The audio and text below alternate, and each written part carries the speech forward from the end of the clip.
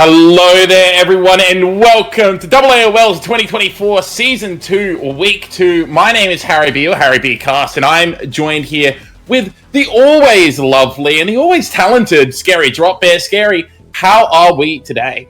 I am doing great, Harry. I hope you're doing well as well. As excited as I am, it's always a pleasure to cast alongside you. We are here for Week 2 of the Season 2 of AAOL 2024. We have got two matches coming up tonight. We have got our first one kicking off with a Div 1 team, a Div 1 match, Quantify versus Cartifan, and then later on we have a Div 4 with Team Nut and Tigers. Harry, how is it going to work today? What's the run through? What's the map pool? What's the setup? How does it work? Well, let's go and start looking at the map pool very quickly, because I think that's going to be the most important thing. So we're obviously in week 2 here, so we're going to be going to Eco Point Antarctica for our first. Is that right? No, Antarctic Peninsula. I was right the first time. We're going to be going to Antarctic Peninsula to start off our series. Then the loser of the previous map will pick the game mode and the map as well. Each mode is going to be played once, unless, of course, we end up with a 3-map series, in which case, obviously, we only do 3 maps. Starting off, though, we'll have our hybrid maps, which are the selections of Paraíso, Blizzard World, Numbani, and Kings Row. Our escort maps, which are Circuit Real, Rialto, Havana, and Junkertown. Our Flashpoint maps of New Junk City and Suravasa, or our Clash maps of Hanoka and Throne of Anubis, followed by our push maps being Coliseo, Esperanza, Runasapi, and New Queen Street. Scary, there's a lot of variation for compositions that could be played on these maps. Yeah, this is a really cool little addition. Not just picking the map, but picking the mode. So we're going to have a lot to theorycraft. The losing team on the first map, which is going to be, like you said, Antarctic Peninsula, locked in on control. The losing team has literally every option apart from control to choose from. So they really can have the advantage on whichever specific map they prefer, and then it goes back and forth. We have Flashpoint and Clash together. So if a Flashpoint map gets selected, you can't pick a Clash map then. Those are together, which I think is a good idea. So yeah, we're going to have lots to theorycraft after the first one. So it's a best of 5 round robin, all the teams. This is week 2. So it's going to be really interesting to see what the teams decide the second one. I think it's going to really depend on how the first map goes and what the preferred team comp of the winning team runs and how they adjust. Oh, 100%. Adjustment is going to be a key thing here, but not for our first team, or well, definitely for our first team that we have tonight, because we have, like you said, Quantify versus Cartifans, and we're going to start off with the roster here for Quantify. It looks pretty stacked. They're all Torbjorns here. We're all Torbjorn fans here. We've got Molawan and Waihoyu on the DPS, Lynx on the tank, and Scruffy and Don taking up those support roles. And Torbjorn is a bit of everything, isn't it, Scary? Look, Torbjorn can hammer any enemy in their face. It doesn't matter. Torbjorn is everything. They're a support. They can self-heal. They're a DPS. They're a thick little tank. Why play anything else, Harry? After Quantify, they're going to be versing their opponents today are Cartifans 22. On the tank, we have got Frosty. On the DPS, we have got Volta and Q for it. And on support, we've got Boomkler and Mosaic filling in. We've seen some Junos, some Junkrats, some Doomfist. So not as much of a one-trick Torb as the previous team, but definitely not the most flexible player images we've seen. No, most definitely not the most flexible. And in fact, even their team description that we have is that they're named after a Doomfist streamer. A Doomfist one-trick streamer, Cartifan 22, who is their lord and savior. They only consist of Doomfist and Junkrat one-trick Scary. So who knows what type of flexibility we're going to see from this team?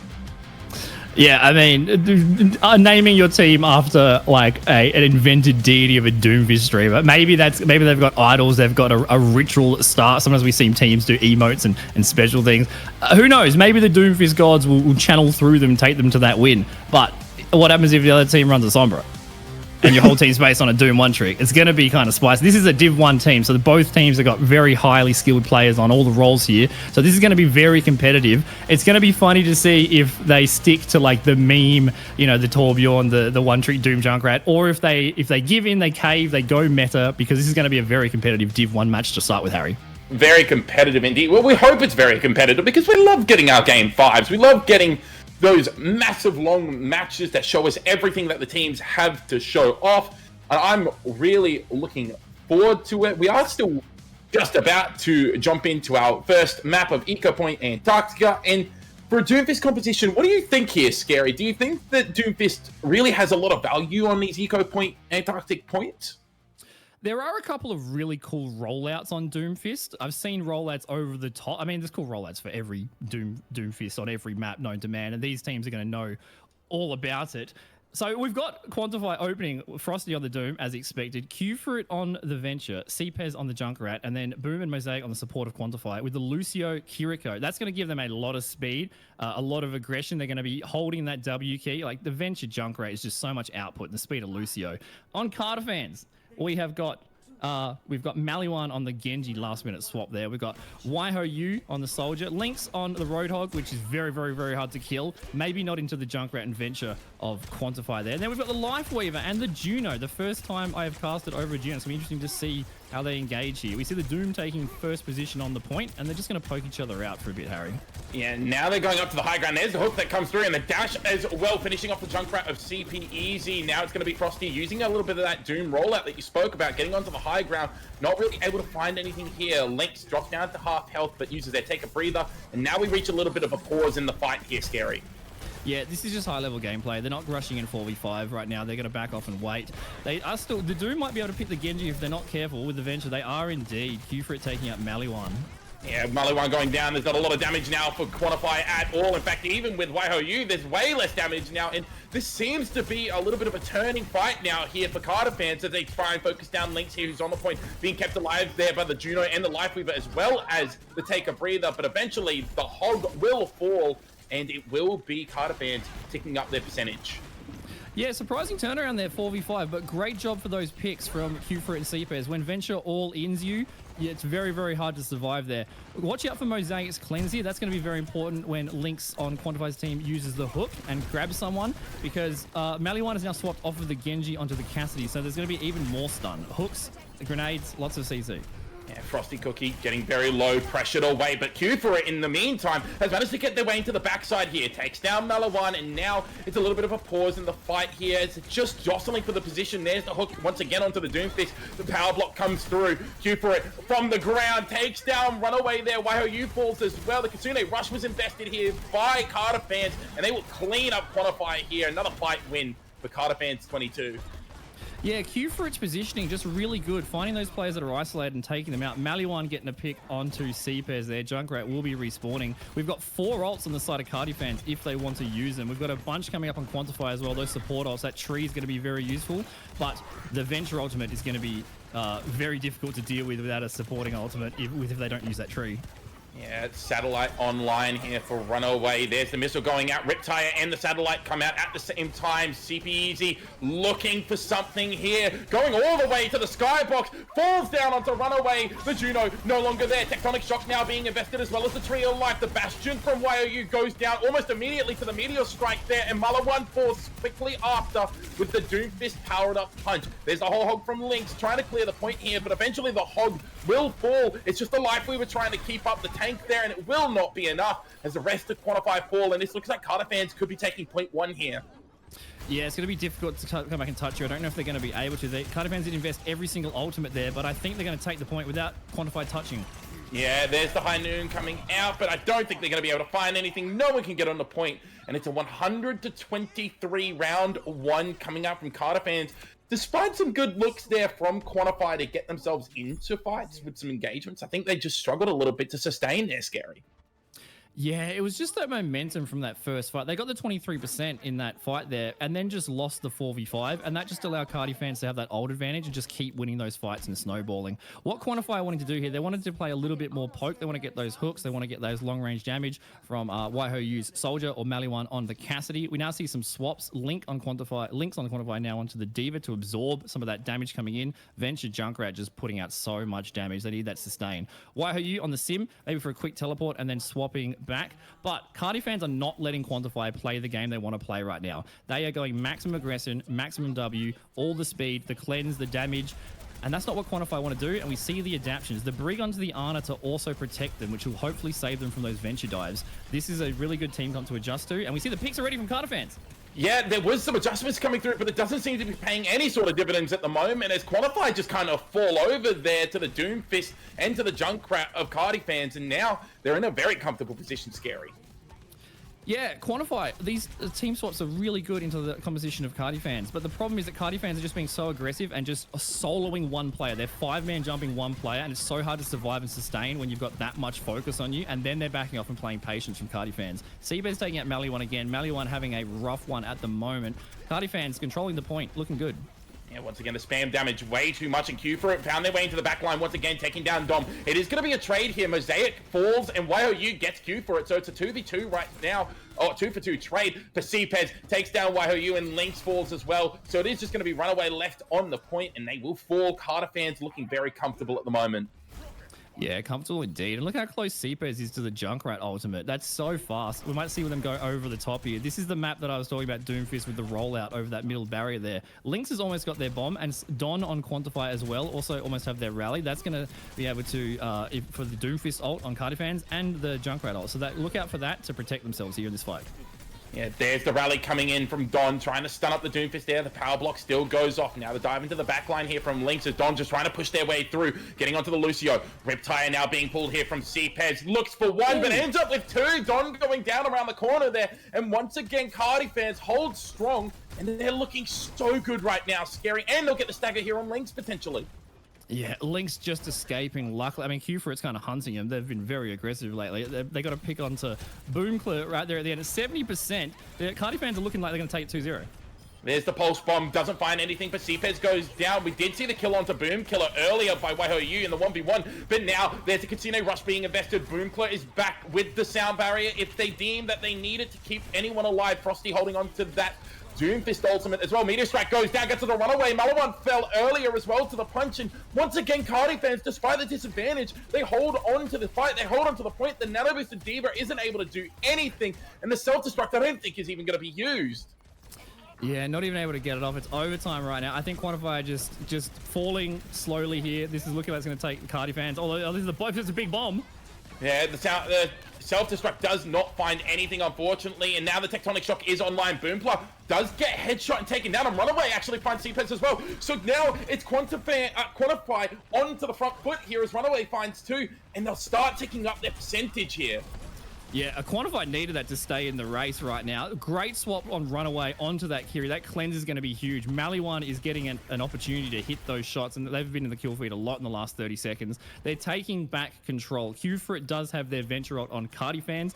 Don on Quantify is about to have their sound barrier for that defensive ult, but Runaway's got the cleanse now. That's going to be so useful on those all-in dives, and if they can cleanse and waste the cooldowns of Cardi fans, maybe they can retaliate. Maliwan with the Deadeye coming up as well. They need to hold this point. High Noon or Deadeye now being used. Now it's going to be just a little bit of a tease there for Q for it as they get chased down in the back line, get taken down as well. YOU gets extremely low, 6 HP trying to escape, just can't do it. Chased down there by Frosty Cookie, but in the meantime, Maliwan gets into the back line, finds Cpez, and now it's a back foot fight here for Cardi fans. They get Maliwan so low. In fact, Boomclaw gets the finishing blow. The punch doesn't find the Lucio of Don, who's still holding onto that sound barrier should they need it. Lynx just holding strong on the point right now. It's just a Doomfist there. There's the Tectonic Shock being used, but Don got taken down before they could use the sound barrier. Now Q for it with the Tectonic Shock has managed to find YOU. Boomclaw has found two as well. It's just going to be Lynx. There's the Self-Destruct being used, but it's not going to find anyone. The Kitsune Rush doesn't find any value, and it is just going to be the overtime wick burning down here. No one can touch the point, and it is going to be a 2-1 victory for map 1 for Cardi fans.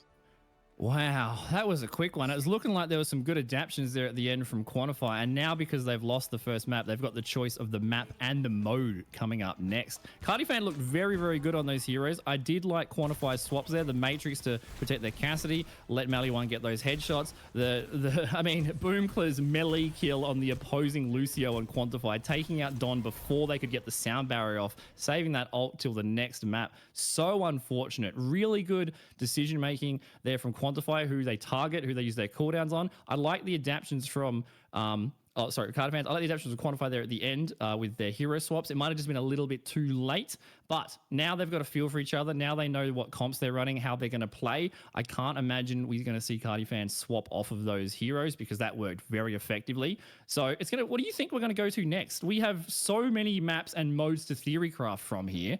From what we saw from Quantify, where should they go? What mode? Look, I think you want to try and limit the amount of engage angles that we see Carter fans get. And I think if you're really looking to do that, you'd be going maybe towards Escort. Something like Circuit Royale, I think, would be a really good map to go towards. It really shuts down that Doomfist composition. There's so much room to try and cover for any sort of composition. And it's kind of the home of Sigma. And Sigma is a really good pick into the Doomfist compositions, at least in my opinion. Yeah, especially if Quantify want to keep sticking to that poke. We saw them hold on to that for a long while there and then finally swap at the end. And like you said, Escort, Circuit Royale, those maps are famous for having that poke advantage. And if Carter fans are going to be running that Doom and you've got a map that's got high ground and far back positioning, maybe for an Ana or for the healers that are safe, Doomfist has to use their cooldowns to get to those high grounds. So that's one cooldown that isn't going to put you back into spawn. So I think that's a good suggestion. I mean, there's so many options here. It's going to be really interesting. I don't really know how Cardi fans are going to plan or predict what they're going to be seeing. Maybe they're not fussed. Maybe they're just happy doing what they're doing, and it's been working. So that was a very quick 2-0 from Carter fans. Great job on Arctic Peninsula. And here we go. Quantify has chosen Kings Row, the best map in the game. I want to see 2 Reinhardts, please. I know Doom is strong, but like Kings Row, man, needs some Rein. Look, I admire the optimism and I admire the wish. I don't think it's going to be happening, though. I think we're going to see Cardi fans sticking with their Doomfist guns here. And I think that it's just going to be up to Quantify to try and come up with some sort of strategy against that composition. They really struggled on that last map. Yeah, they did indeed, and it's gonna. I think this map is gonna. I mean, it's it's hard to predict. So everything always goes wrong whenever you make a confident prediction. But I think the first point cap here is going to be really important. How much time it takes for them to get that first point cap, because Quantify are playing that. Those certain heroes, it's going to be very interesting on how they defend. So the winning team gets to pick the attack or defense. Normally we see them defending, so you know how much you have to attack for, but they have the choice. They could choose attack or defense here. If that rush comp and that dive comp is able to take that first point, like bang, instantly first fight, that's going to spell trouble for the defending team. So I think this is a good map choice. It's kind of close range. There's not a lot of spreading out you can do. That's very tight chokes around the walls and the pathways of the payload there. So that might not play into their advantage when they're getting all in 5-man cooldown dived. But I think if they run that Diva, if they can use that Matrix, if they can protect their team, if they can peel for their supports. We saw that Kiri swap, that Lucio swap. We even saw the Brig to protect the support there. We saw Tracer on Quantify just to have a bit more survivability. Really good adaptions. And I think this map is open to a lot of different team comps, a lot of different play styles. We see Carter fans pretty much locking in the exact same that they did before. We'll see if Mosaic sticks on the Life Weaver. We did see that briefly last game. Likely not. But Quantify, going for a bit of a dive comp, it looks like. Why are you on the, as I say it, they get me. Nope, onto the Pharah. Maybe they'll go for a cheeky Widow pick. We'll see. Look at Frost Cookie getting up there. CP's up there on the Junkrat, maybe saying hello. Hopefully, hopefully the Div 1 teams don't fall for that Junkrat trap. I have to admit I've fallen for it more than I'd like to, but let's see what happens. Look at the positioning. Very cheeky. Very cheeky indeed, but I think YOU might actually spot them out here. There's the grapple onto the high ground. There's the ping onto the Junkrat, so they do know, but YOU gets taken down very low, trying to find that pick, but couldn't do it in the meantime. Now, it's just a retreat coming in from Cardi fans as Frost Cookie just goes in, gets a little bit of chip done, and then backs out. Diving onto the high ground here from Lynx, but it's all just positioning right now, Scary. It is, and they've got to protect Mosaic. Mosaic is the biggest one here. Don taking out Q for it. That's a big pick. That's an opening. 4v5 now. It's going to be tough to defend here from Cardi fans. Yeah, it's going to be really hard to try and dive on someone without your dive DPS, and Runaway getting CPEDs as well means that there's really no damage now available here for Cardi fans at all. Frost Cookie trying to just delay for a little bit, but won't be able to find anything that cancel their punch. There's the power block coming through, but now they're just waiting for the re-engage here, Scary. Yeah, they will be able to re-engage here with 5. They've already got 2 ticks. They don't re-engage. They decide not to, Harry. I am baffled by that decision. Frosty Cookie did go down in the end as well, so now they're just being cleaned up and staggered. They're going to have really bad spawns here, Scary. Maybe just an error in team comms there. That's so unfortunate. Like I was saying, I think it's going to come down to that first point cap and how fast it gets capped. And we've got 5.5 minutes now to push it to the next one. That is so much time. So much time. We've got Lynx almost on the primal. Why are you taking out CPES? I mean, Farah is just air Junkrat at this stage. Let's be real. So now they're even going to be even worse split spawn. They're going to have to wait for the full 5. This 5v5 fight that happens might be happening at the end of the point with 5 minutes left, Harry. We might not even get a 5v5 fight at the rate this is going right now, Scary Q. For it does find Waiho so now it's just going to be Lynx trying to get into the backline here, trying to find a trade for the DPS. Mosaic uses that swift step, might still have the Suzu available, but doesn't get to use it in time. Primal Rage now being invested here from Lynx. The Mega Health Pack grabbed there by CPES, and now it's just a trapped Winston trying to swing at you, and unfortunately Lynx just doesn't have the arm reach to get there. Boomclaw getting the finishing blow on that Winston. In the meantime, Frosty Cookie did get Dom, but traded out there by Runaway. Runaway traded out by Q for it, and now we have a little bit of stability coming in from Cardi fans in one of the more hilarious ways I've seen. Yeah, the 1,000 health stuck in a trap. Unlucky. That was so aggressive in taking the initiative there from Quantify. They were not backing off at all, but the whole time there, the cart wasn't moving. The cart was not moving. They were forward, they were aggressive, and they're getting no cart time. Maliwan taking out Boomclaw. That is a great pick to open this second light up. Yeah, Boomclaw and Q for it were trying to get on the flank. There's the Riptire coming in here from the side of Cardi fans, but Quantify used the sound barrier to try and cancel it out. Molly1 gets low, uses the Deadeye, and now gets stunned out of it there as Q for it gets taken down by Don. Frost Cookie does get the trade, so it's a DPS for a DPS here, and CPES is all the way in the back line of Quantify. I don't know what the Junkrat's doing over here, having a slight detour.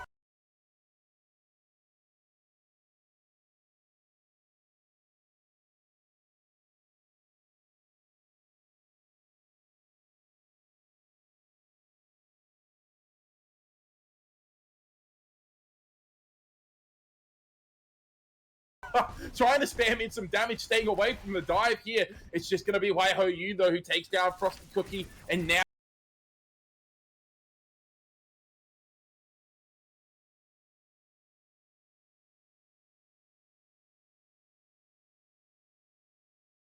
it is just going to be Quantify as they continue to move the cart forward. And CPES is still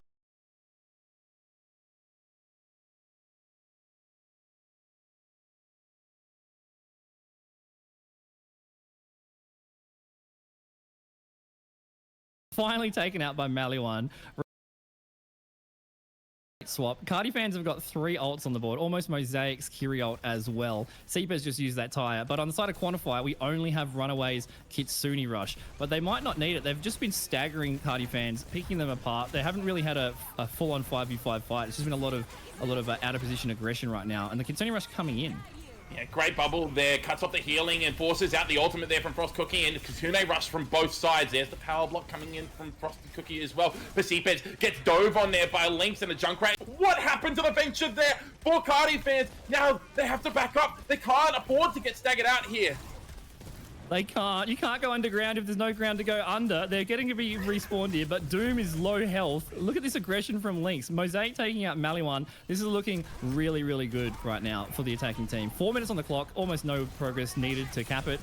Mosaic goes down. There's a solo barrage coming in onto Frosty Cookie as well. Boomclaw uses the sound barrier and does take down the fire, but Q for it falls to Molly1, the Tracer, doing a lot of damage in the back line here, just trying to find some more value now, though, as Quantify, they have to clean up these kills. CPES, very, very low, taken down there by Lynx. Frosty Cookie does get the punch onto Don there, who's trapped in a small room with a Doomfist and a sound barrier, doesn't get the chance to use it. Q for it comes back though with a Tectonic Shock and finds 3. Don goes off of the map, and that is going to be, at the flip of a hat, Cardi fans holding this point.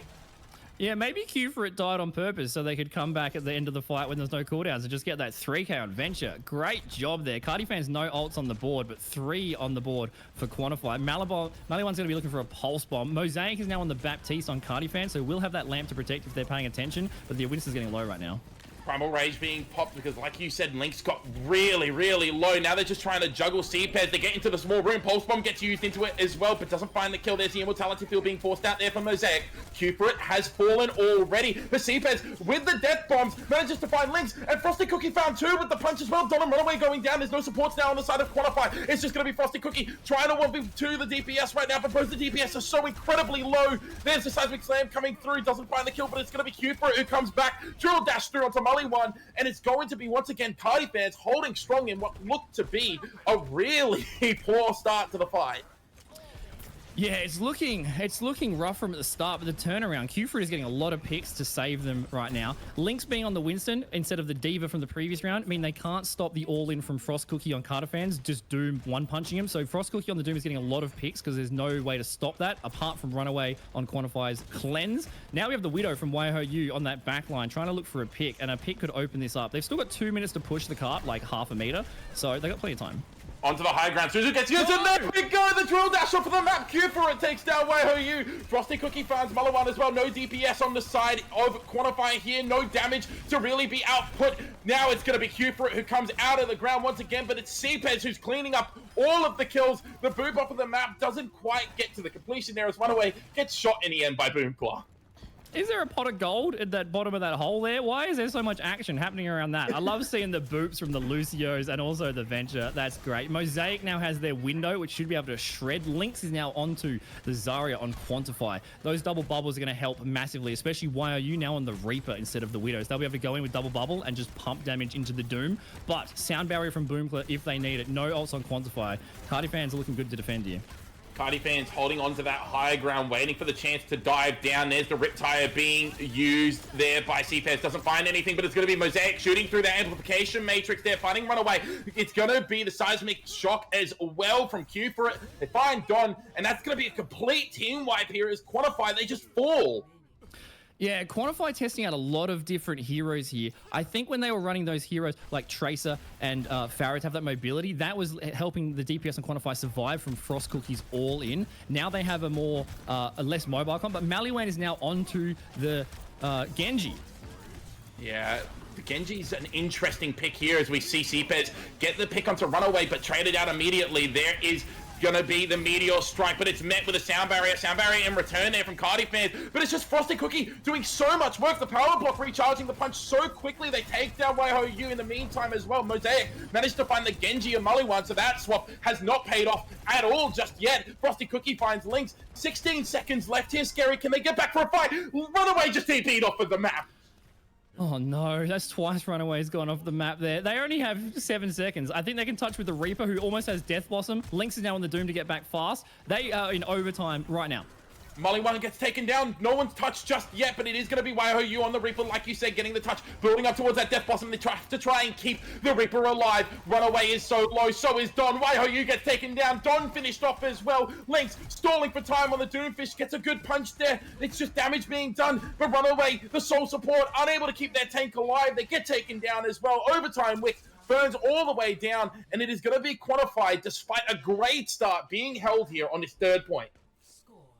Yeah, they had so much time there. They had 5 minutes. The start looked really, really good, but that end point was just difficult. I'm wondering if we're seeing the impact of the wave respawn changes, because when you're at the last point fighting on the spawn doors, it's almost 2CP-esque, and especially because Cardi fans are running a very mobile and very fast characters with a lot of damage output. They could just keep getting back into the fight, and it was really difficult for Quantify to get enough of a team wipe to actually push that final bit. 64 meters, not a bad effort. You would have hoped for more with 5 minutes on the clock. I think Cardi fans right now are really confident in the team comp they're running. CPES on that Junkrat is getting a lot of value. They are kind of the dive target. They're getting picked off occasionally, but Mosaic has been swapping back and forth on different heroes. That lamp from Baptiste, that window to shut down. We're seeing a lot of variety, mostly on the side of Quantify. Cardi fans are very happy with what they're doing, and it's working well. Even if YHOU is on the Farah on Quantify side, Q for it killed them twice on a non-flying character, kind of ish. You know, we've got Don now onto the Ana and Runaway on the Kiriko from Team Quantify. That's going to be really helpful in defending, as long as Don can survive and not get peeked from Frost Cookies all in, especially if C-Pairs on Cardi Fan's side double Junkrat mines up. Q for it dives in as well. Now there's the Mercy Pocket, so that res is going to be massive. Lifeweaver as well. We see some emotes in the spawn to start with. I'm surprised we don't see any Lucios. There we go. Boom clear on the Lucio, because the Lucio battles were super, super good. Torbjorn from Maliwan, though. Little hammer, big dreams. I believe Maliwan. I think this is a good swap. I think it actually really helps with stopping the aggression. But as I say, that Frosty Cookie just charges up their Empowered Punch off of the turret. They're scary. And there is the engage already coming in here from both the DPS of Cardi Fans. Although CPS does get taken down. And the Torbjorn from Maliwan does find Q for it as well. YOU, though, gets punched, taken down. There's a little bit of an engage coming out from Frosty Cookie, taking down Don on the high ground as well. And now the aggression from Cardi Fans can start. They have the respawn advantage, scary, but they just have to reset for the time being. They just got to back off and just wait a little bit. And that's what I was worried about from Don's Ana, because even with the positioning far away, Frosty is just all in. We see the swap straight onto the Lucio. We've seen them win those 1v1s and run away on the Kiriko. That's going to have much more mobility. Lynx is on the Diva that we saw previously. That's going to be able to eat a lot of the damage from C-Pairs on the Junkrat and Doom. Q for it taking out the Torb. Unlucky. That's a good pick from Cardi. Maliwan was air Torbjorn there, being booped all over the place. Don down to half health here. Lynx is also very low as we just see C-Pairs looking for an angle on this Junkrat to try and find someone. It's going to be Don who goes down. YOU as well falls too close to the sun there, and C-Pairs is in fact the sun as they take down the Pharaoh, and Frosty Cookie finishes off Lynx, and this is going to be point 1 being capped up here for Cardi Fans. Yeah, and we see the adaptions from Quantify. YOU onto the Soldier. That's going to be the target to go in. Diva Bomb coming in. They're contesting. Yeah, they can contest with the Kitsune Rush here. They get onto the Junkrat. The Junkrat falls extremely low. Great anti-nade comes out there from Mosaic, and there is the Nano Boost as well onto Frosty Cookie, who uses their Meteor Strike as well. Q for it. Gets onto Runaway. Frosty Cookie gets YOU as well. Don does get Mosaic, and the Diva Bomb doesn't find anything. The Remake as well doesn't quite squash anyone. C-Pairs holding onto that Riptire if they need it, but at the moment, they have so much HP still left to stay alive. Despite C-Pairs going down, it should be clean up here for Cardi Fans. A good attempt on the re-engage from Quantify, but not enough just yet. Yeah, bought him another minute on the clock. A little bit of a stall there. Not the worst situation. Q-Fruit is actually fragging out, by the way. And I think I saw Boomcler on a 20-player kill streak, which is crazy for a Lucio. Don now on the Lucio as well with their sound barrier up for Quantify. Sound barriers on both teams at the moment. Torbjorn, Maliwan on Quantify finally has their Molten Core. That's going to be difficult to get much value from the speed of Cardi Fans' characters right now. Maybe Mosaic will be the target. But we've got that Diva to eat and Matrix and keep their Reaver alive. Their Reaver's going to be doing a lot of damage to Frost Cookie's tank on Cardi Fans. And this change might be very helpful for them. Anti coming in but missing. A bit of a Lucio battle. Well, the change didn't really help too much because Runaway went down almost immediately. They try and invest the sound barrier. They want to turn this fight here. They're trying to push onto the supports, but they just walk away from the sound barrier and it doesn't find anything. Now the sound barrier comes in from Boomclaw to save Frosty, and it's going to be the Riptire as well from CPS, who's found their way all the way into the back line. Once again at the skybox here, but the tire gets booped out of existence there from Don, and Maliwan finds Boomclaw as well as Q for it going down to YOU. So finally, it looks like a little bit of stability can be found here for Quantify. Yeah, they're still poking each other. Frosty's getting quite low. Should survive here. Depends how risky Lynx wants to go. No, backing out. The Venture's back. This could be a turnaround immediately right now. They have the Tectonic Shock online as well. There's the Burrow coming through from Q for it. They're trying to get onto the supports. There's the Suzu being used, but they drill dash back to the safety of their team. YOU in the meantime, though, gets taken down. The anti-nade gets onto 2 members, so they can't even get aggressive to try and turn this fight. Frosty Cookie into the back line. Runaway gets extremely low. So does Link, who just flies over the buildings, but is going to get chased down and taken out of mech as well. Frosty Cookie into the back line of the enemy team. There uses the Meteor Strike to get some healing done. Now, where do they land? Trying to find Molly 1. They will get onto the Torbjorn. There's the punch. The baby Diva of Lynx went down, and Q for it cleans up Don. 10-player kill streak for Q for it, and Cardi Fans, they're still continuing to push forward. Yeah, Q for it doing so much work on the Venture for Cardi Fans there. That was just unfortunate. Just maybe pushed too far. The Doom was like 20 health, though, fair enough, but then turned around immediately. Maliwan is now onto the Echo from Quantify. No. That beam is going to be able to shred Frosty's Doom on Cardi Fans when they get half HP. We do have Death Blossom coming in from YOU and Lynx on the Diva Bomb almost. Runaway the Kitsune. Yeah, Nano Boost as well, though, gets invested here from Cardi fans onto CPES, although it doesn't find anything as the Death Blossom from Waihoyu takes down the Junkrat, who had that Nano Boost online as well. Q4 does finish off the Reaper. The Kitsune Rush was invested here for Quantify, so they're looking to turn this self-destruct from Lynx now in the back line, does manage to find Boom Club, so now they're without the speed boost, they're without a lot of support here, are Cardi fans, and now they should look... Well, it should be pretty difficult for them to try and take this point, although Frosty Cookie is still there, taking down Lynx. Q for it going down means there's no damage available and should be a disengage coming out here. Yeah, hopefully Frosty can survive here and back off a little bit. Great job from Maliwan, pushing the aggression, taking out CPES. That's going to cut some more time off the clock. Cardi fans have only got a minute 25 to cap this last point. They have to win one fight, but Quantify can defend you. They've got the defensive ult of the sound barrier on Don. They don't have any other ults up. The Echo from Maliwan and Waihoyu on Quantify is really good for shredding the tank because Frost Cookie is the problem, and that's the answer. The problem is that Frost Cookie's tank on Doomfist has so much mobility. It's just hard to get there. Once Quantify's cooldowns are out, that's when they're struggling, and the patience from Cardi fan is paying off. Q for it almost gets lasered down. In fact, gets chased down there by Lynx, even though the Sleep Dart came out there from Mosaic. Sound barrier still online here for Boom Club, but it's going to be a straight disengage coming out from Cardi fans. They want none of this fight without their venture available. No, their eyes are on the clock, and they've only got 45 seconds left to get a 5-man attack here. They do have the sound barrier. They've got CPES's Junkrat ult, which is going to be awesome. There's no Torbjorn turret to get rid of that now. This could be the opening pick. Yeah, Maliwan taken down by CPES, and now it's the Riptire going once again over the roof here, being chased down there by Don. The Riptire still stays alive, though, gets into the back line, almost takes down Waihoyu with it, but Waihoyu gets finished off there by Frosty Cookie. Now Q for it on the venture, just trying to chase down the Diva. There's a sound barrier coming in from Don. They're trying to turn this fight around. The Tectonic Shock could come online directly after the sound barrier wears off, but Maliwan has copied over towards the Doomfist. Q for it with a drill dash, manages to find Runaway as well. It's going to be the Kitsune Rush that was invested before Runaway went down, though, so they're still reaping the benefits of that Kiriko. Maliwan peeling for the rest of the team on the Doomfist. Actually boosts Frosty Cookie into the self-destruct of Lynx there. Now it's the overtime wick starting to burn down. CPES is the recipient of that nano boost. In fact, it's actually Q for it who uses the Tectonic Shock alongside it as well. Takes down Don. Maliwan finished off there by CPES. It's just the Diva versus both DPS here. The supports are back though for Cardi fans. Reinforcements have arrived and they will secure this second point in overtime. Cardi fans needed that. They're still in it. They've got a minute and a half to push it almost the entire way. No outs on the board for either team right now. Waihoyu is the closest on the Reaper on Quantify, but so difficult to get value out of that with the mobility of Cardi fans. CPES dropping a little bit low, got to be careful. But Mosaic has swapped on to the Baptiste. That lamp is going to be very useful. CPES, Quantify are swapping to air characters, and it's not bothering Cardi fans at all. I didn't realize Junkrat was a hit scan. Don getting extremely low. There's the mine being tossed at the Lucio as well, swatting it away like it's a fly. Now, Lynx falls very, very low. There's the rocket punch going onto the Diva mech, finishing it off. Now it's just going to be the engagers coming in here for Cardi fans as they're trying to get to the finishing blows. There's the Death Blossom coming out there, and Runaway managed to find Boom Flow as well. So now it's a bit of a trade. Waihoyu almost goes off of the map, but manages to TP themselves back onto the high ground and away. And with Don finishing Q through it, it should be a fight win here for Quantify. Yeah, if Cardi fans can come back quickly here, Runaway just got picked at the end there, but then so did CPES, so they're going to have to back off and wait. They only got 20 seconds left. This is last fight territory. Cardi fans have got to get this if they want to 2-0 Quantify.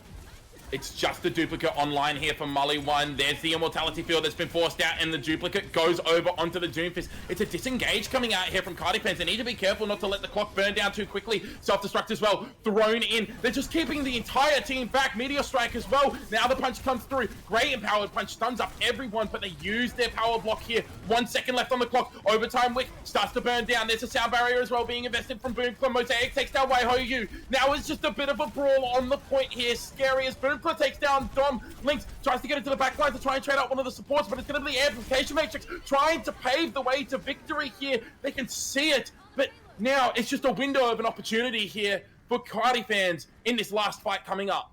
Yeah, literally a window from Mosaic, using that to get some value. Q for it has got their Venture Ultimate again, and they have not disappointed. This could win the map for Cardi fans, but the Kitsune from Runaway on Quantify is coming out. Tectonic Shock comes out first. There's a Kitsune Rush, but Runaway gets taken down. Maliwan as well is finished off. Q4 manages to find 2 kills, and this could open the point completely here for Cardi fans. They take down Lynx. The Diva mech is no longer there. There's no tank. There's no DPS. It's just a support, so they can't touch the point. It's going to be Cardi fans taking map 2 and now they put themselves in a series-winning position. Yeah, and in a dominant performance as well. That's 2-0 very quick. Quantify will be kicking themselves, especially for how much time they had at the end. We're seeing the answers. We're seeing the response from Quantify with the hero choices, and the hero choices make sense. It should be working. The problem is, Cardi fans doesn't care. Look at the punch off the map. What is going on? There's so many environmentals in King's Row. It's not supposed to happen. It's not. It really isn't. There's only a couple of points where you can get booped off of the map. But what we saw, maybe 6 environmental kills happen in that fight, in that map entirely. It was utterly absurd to see that amount. And honestly, I think it was a bit of a wrong map choice there from Quantify, because yeah, we did see them get a lot closer in that map, but we still saw that Cardi fans were able to get away with taking some of those off angles in the streets phase, especially where they were hiding on rooftops or they were going over the top of rooftops. I think for this next map, they need to go somewhere open so that they're not being caught by surprise by these compositions. I agree. I think a map that is best suited to the poke, to the distance, allowing their team to be able to play spread so they can't get all in, because Frosty and Hugh for it on the Doom venture from Cardi fans are just all inning certain characters, and it's so tough to survive that, even if you might have a cleanse. Once those cooldowns are used, you're kind of open season. So Frosty and Q for it with that aggressive dive, just all inning you immediately, and that's not the way that Quantify want to play. They want to play a little bit more back with an Ana, a little bit more spread. We've seen the Soldier, the Widow from Waiho occasionally. We've seen the Cassidy from Maliwan. They want to play that little bit more range. They want to take those team fights a little bit slower, but their Cartisans are not allowing that play style at all. I agree with you. I think we should see a more open map, Circuit Royale, maybe an escort, something that has got a bit more range where the team can play spread and far away yet still be safe, because they need to burn those cooldowns on that entry, on that dive, on that all-in 5-man try to deletion strategy that we're seeing from Frostcookie's team. They need to have a bit more spread so they're burning those cooldowns when they try to engage, and then they can have a bit more of a sustain, because they are adjusting their hero comps. They are adjusting their hero comps very well. It's just difficult to get a foothold. When we've seen them get a foothold, when we've seen them not get out of position or not get staggered, there's a variety of all-ins on certain characters there which have delayed the spawns, and that's been really difficult. When they've had those team fights and they've got a bit of a foothold and they can use those ultimates, that's when it's been effective. So I think if we can see more of that on an open map, on something like Escort, it's going to enable that more, and we might have a bit more of a competitive one. But like you said, it's 2-0, and Cardi fans are possibly about to 3-0 our first map in our best of 5 right now, Harry. I mean, they possibly are, and we're going to Junkertown next, which, to be fair, is definitely a much more open map. It's not as open as something like Circuit Royale, which I do still believe is the correct map to go to. But I think this works for the style of composition that Quantify want to play, and I think it really works against Cardiff fans here. They have to be so much more decisive, and they have to try and find a way to get themselves set up for, like you said, those kind of deletion dives. Those, you have 100 HP, now you have no HP.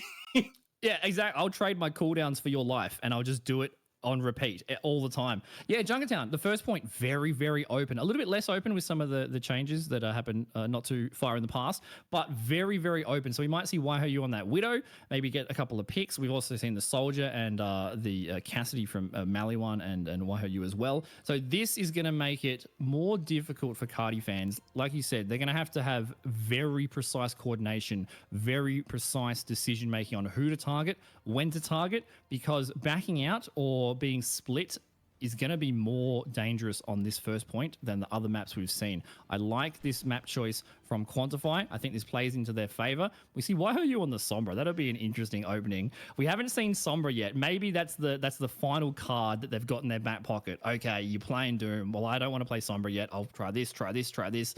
That's it.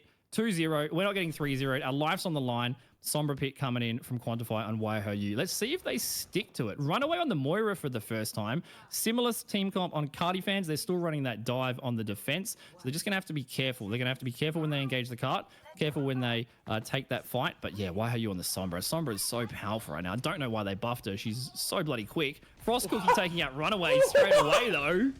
That's insane. I don't know how you managed to take out a Moira so quickly. Frosty Cookie whacked up, anti-nated, almost taken down, but it's a great immortality field that keeps the Doomfist alive. Q for it. Gets a little bit too big for their britches though. Tries to get the kill onto the Sombra and can't quite do it, but it is going to be a D-Mech here onto Lynx, and Powered Punch goes in. Frosty Cookie needs to be careful not to get hacked and killed. Maliwan though gets taken down. CPES has managed to find their way into the backline and takes down 2. Gets taken down in return though. The fade being used means that this fight should be over, especially with the remap. Yeah, Mosaic taking out Runaway once again, though, on the Moira, only on 25% ult charge. Really good anti from Don there on the Doom, but they do have the Immortality and the Cleanse from Counterfans, Boomkiller, and Mosaic. We have Frost Cookie at 64% already on their Doomfist ultimate, which is going to come in clutch at the moment, although those hacks and those antis are so dangerous, but they're managing to survive it, Harry. Yeah, they're doing a really good job managing their cooldowns and managing their positioning as well. CPE's got a little bit low, but ends up in the sky. Now they get stickied and now they get lasered down. CPE's gets absolutely annihilated there by Maliwan. Like you said, revenge tastes so sweet here for Maliwan, who's just doing so much damage on this Echo. Frosty Cookie gets taken down 5% before their ultimate could come online, and Lynx chase down Boomkla. Q for it falls to the focusing beam of Maliwan, and now we're seeing Quantify. It seems like they've made the correct adaptations this time, Scary. Yeah, great map choice, great team comp. They've got the old advantage coming in here. They're about to cap the first point. We'll see if Frost Cookie goes a touch. They will not, unfortunately, and they're going to lose their life for it. Back to spawn. So a little bit staggered spawn now from Cardi fans. Although Boomkiller, Mosaic on Cardi fans and supports will have the Immortality Field, the window, and also the Kitsune Rush. And so will CPES on the Junkrat, as will Frosty. So we're going to have a very big ultimate fight. Almost 5 on the board for both. Oh, another pick. Another pick. This is terrible, staggering. Oh no, Quantify, you were doing so great. What happened?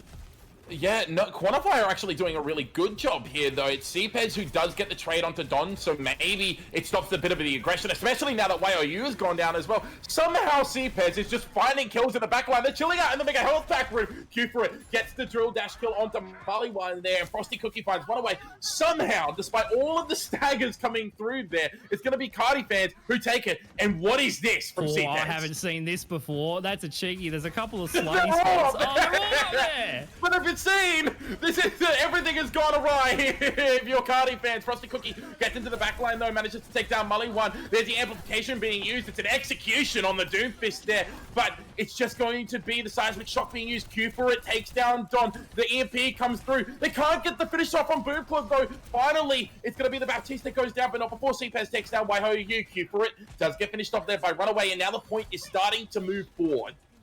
Yeah, a bit of a scrappy back and forth there. A couple of ults invested. Still 3 on the side of both teams right now. CPES taking out Runaway once again. Quantify only having the Ana as support here. Hacked as well on CPES. It's very messy right now, Harry.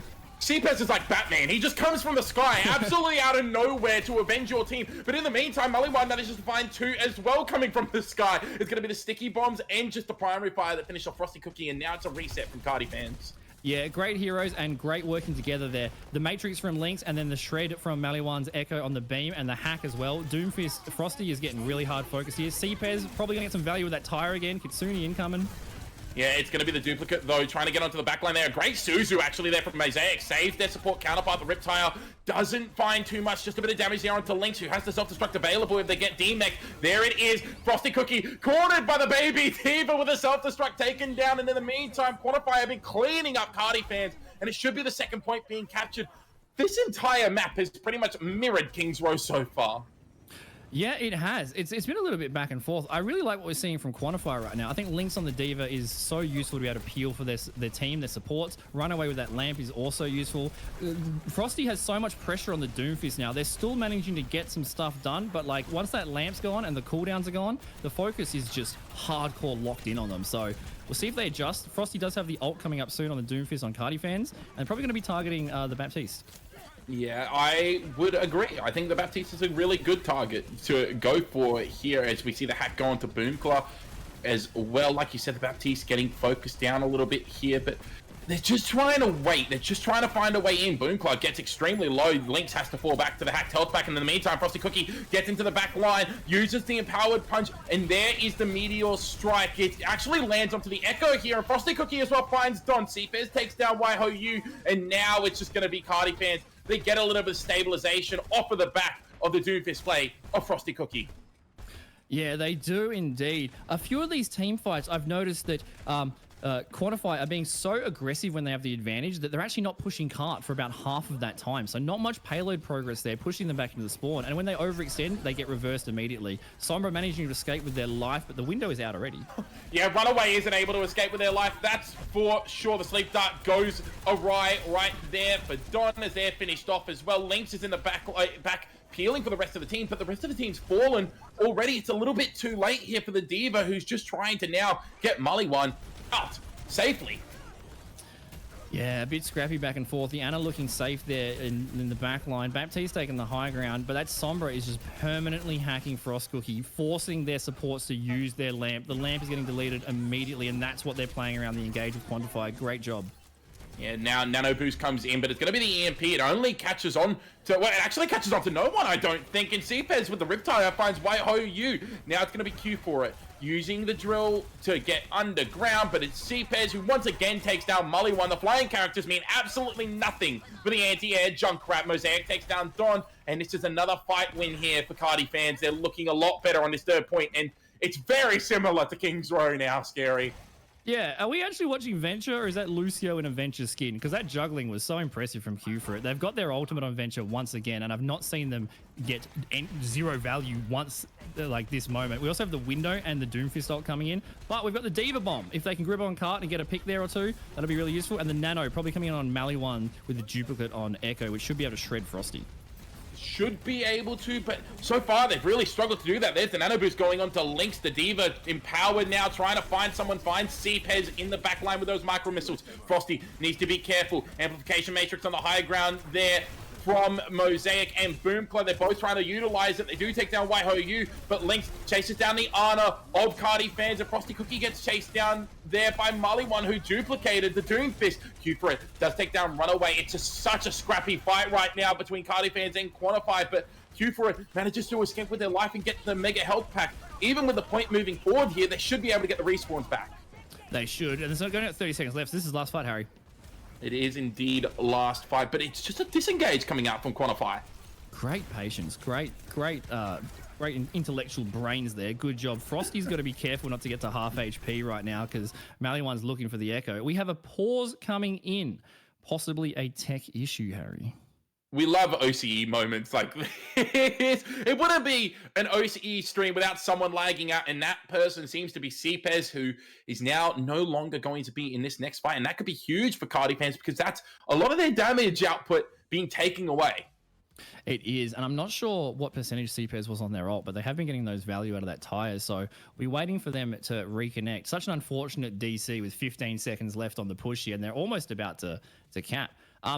I really like what we've seen from Quantify. I really like the adjustment. It's kind of amusing to me that the DPS on Quantify are running aerial characters to try and have some space away from the Junkrat Venture, but Junkrat Venture are playing hit scan air defense. Like, they shouldn't be getting those kills. Doomfist shouldn't be getting those aerial kills, but it's happening, and it's happening very effectively. So even when they're playing the counter, the skill level from Cardifans is just performing against that counter very effectively. Yeah, no, I agree. They are performing really effectively against those double flying projectile characters. And I mean, we've seen Don now swap over to the Mercy. We can see it up in that little, this side, the top left corner here. And I think that's a really interesting switch because I don't think it really gives them the utility that they need to stop Q for it or CPEDs from accessing the backline. But at the same time, it's also pretty hard to get on top of a Mercy. So pros and cons for sure. Yeah, I mean, that res could be like game changing. It could change. If a res a tank after you've used all the cooldowns to take him out, that res could be important if they can get it off and survive long enough. And especially because they're running Maliwan and YHOU are running those aerial characters on Quantify, the Mercy Pocket is very useful there. And we do know that they've been buffed with a little bit of a damage boost as well. So it's going to be interesting. I think the damage boosted Maliwan on the Echo, especially when Doom gets to half HP and the Echo beam comes out, that is going to delete them faster than Boomclaw can put the lamp down possibly. So we might see that focused onto Frost. The thing that I'm looking at mainly is Q for its Venture ultimate because they have won team fights and captured rounds from that. Even if they get picked at the start, they come back late when all the cooldowns are gone. Bada bing, bada boom, you're all dead. See you later. RIP. So very, very impressed from Q for it. Great adaptions from Quantify. 15 seconds left. This is going to be interesting. I wonder what ult percentage CPEX was at, because that tire, that DC and that tire coming back to 0%, that actually might be very impactful in this last fight.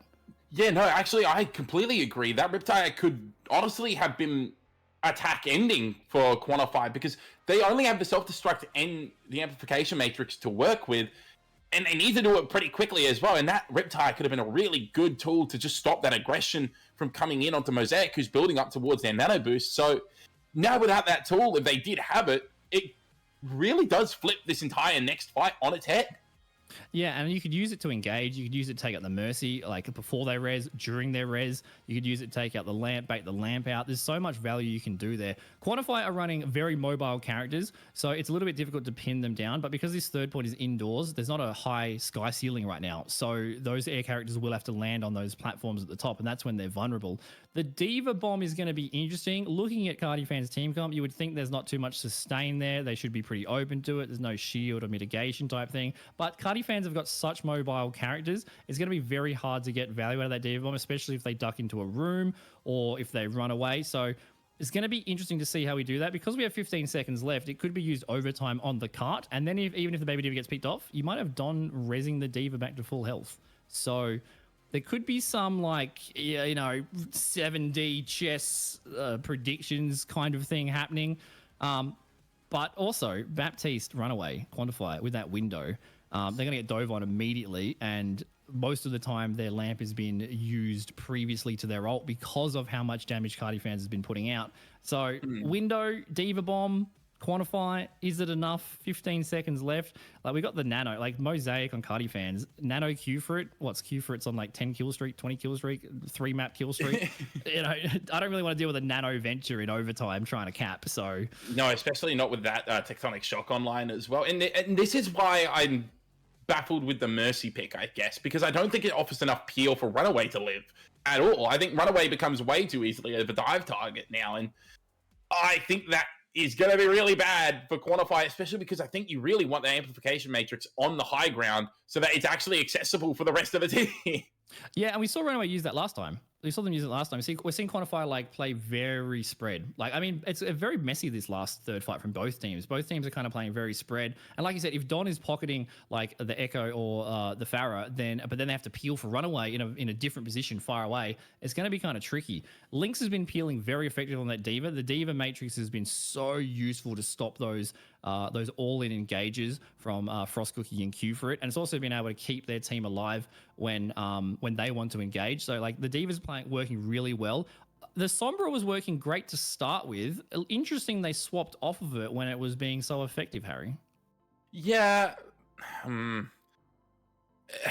don't know, to be honest, though. I don't. Has it really been that effective? I guess it's pushed them further, so it has been effective in that way, but they're really still struggling with the composition, even with those adjustments, Scary. And I can't really... I don't know. I think that Quantify should be looking to try and play a little bit quicker, maybe, with these compositions. I don't know if Diva is the right pick for that. Yeah, maybe it's a case of like matching fire with fire.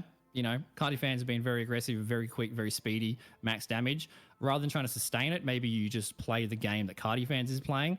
But they're playing characters that should be useful against that all-in dive, that Doomfist dive. And the Sombra did open it up. Like the Sombra anti was getting the cleanse out in the first second of the round. It did win some fights there.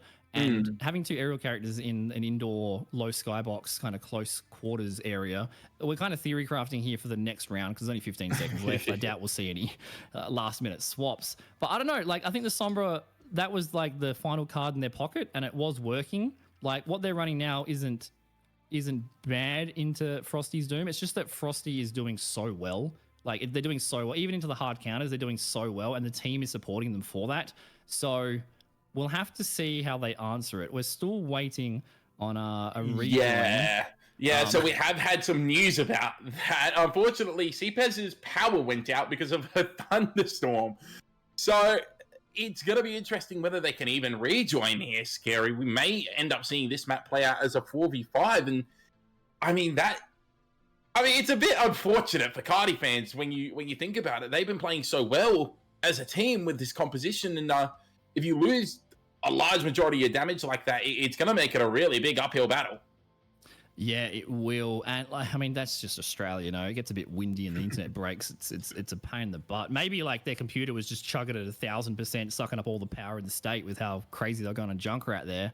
But like this might be, if they can't rejoin in time and we need a sub or it's a 4v5, like even though they're 2-0 up, if they get a sub player in that is like they haven't been familiar with over 2 maps, there might be a little bit of a momentum change. It might be a little bit of a mental change. It might be the window that Quantify needs to get back into it. Really unfortunate for the DC from the Storm. Hopefully it's on the way back. But I mean, CPES on the Junkrat, like outstanding performance so far. What a shame. Yeah, and we have gotten word that apparently CPES is coming back now, so we will be able to see the Junkrat return, but I mean, are they going to be back in time to really make an impact in this fight, though? That's the issue, because, I mean, if we look up at the health bars that are above us, because we can still see them, I think that's pretty cool. Frosty Cookie's already really low here, Scary. It's a lot of ult charge from Mosaic, but they have to make sure that Doomfist stays alive first. Yeah, it really depends on where we can kind of see Frost Cookie like right here, like YOLOing in on 25% health. So like they might be frozen on their screen, just sitting here for 2 minutes with regret on their face. The standard Doomfist player. Yeah, W keys only, mate. What is this retreating? But like Frost Cookie's been low before. They've been hacked, they've been antied, they've been low, and the supports from Cardi Fan, Boomkiller, and Mosaic have just been so good. And Mosaic's almost at their nano. They'll get it in this fight. Boomkiller, I don't know if they've used the lamp yet. If they haven't, that'll be able to save Frost Cookie, hopefully. And they will be, CPS will be rejoining for Cardi Fans on the Junkrat. Like you said, 15 seconds left. Is it fast enough from the spawns to make a difference? I think they will get a chance to engage here because I think this team fight's going to go on hopefully long. Well, I'm going to cast a curse. It'll be a steamroll now. But these team fights have actually been going on for a little bit lengthy of time. There's been a lot of split, a little bit messy, a little bit of peeling. So it hasn't just been a engage, alt, wipe, respawn as a group. We haven't really seen that this map yet. It's been a lot of messy back and forth. So I think CPS will get back in there.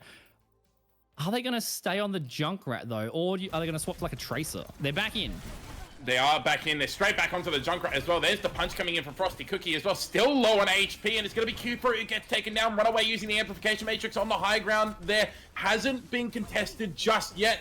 Don trying to keep the rest of the team alive. Lynx is built up towards that self-destruct, and CPS has gone down almost immediately. There's the empowered punch from the nano-boosted Doomfist. It's just the overtime wick that is in favor of Cardi Fans here, because nothing else is, as they all fall down, and it is going to be the 3rd point being taken here by Quantify. We get our first map completion of the day.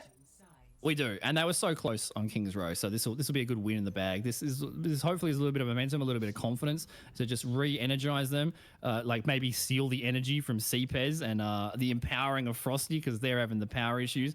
But no, great job there. Really unfortunate for one, but lucky for the others. I'm wondering if Quantify were doing some team comms, you know, in that break they're actually strategizing and working out where to go and having that time, because Q-Fred had the Venture Ultimate that I was waiting for, and Mosaic on Cardi Fans with that Nano as well. Unfortunately taken out before they could use it, and yeah, Quantify take all 3 there. Interesting. We see Don on the Mercy, and they kind of tease that at the end of the last round. Do you think they're going to open with this on defense here, Harry? Don't think so. I don't think we'll see Mosaic on the Mercy for too long. Maybe just to damage Mr. Widow shots early, but I don't think they'll stick on it here, Scary. I think it's going to be more of one of those, see if we can get a couple of shots, and if not, we swap. Yeah, no, I agree for Cardi Fans. I was talking about Don there, but I may have forgot to mention my brain is Swiss cheese. But yeah, so Don is actually going to be on the defensive Mercy right now. So they got that res coming in. They got Runaway's Lamp. The peel that we were discussing earlier might be a little bit difficult. So we'll see if Q for it can get an early pick opening here, because even if they don't, Frost Cookie and CPS and Cardi Fans are all in. The jump from the Baptiste there could have been the last action that Bap did for this life here, as Q for it trying to get the shots there. Doesn't find anything, and in fact is sticking on this Widowmaker, but I mean Boomclaw has swapped over towards that Ana, so the Mercy not long for this world.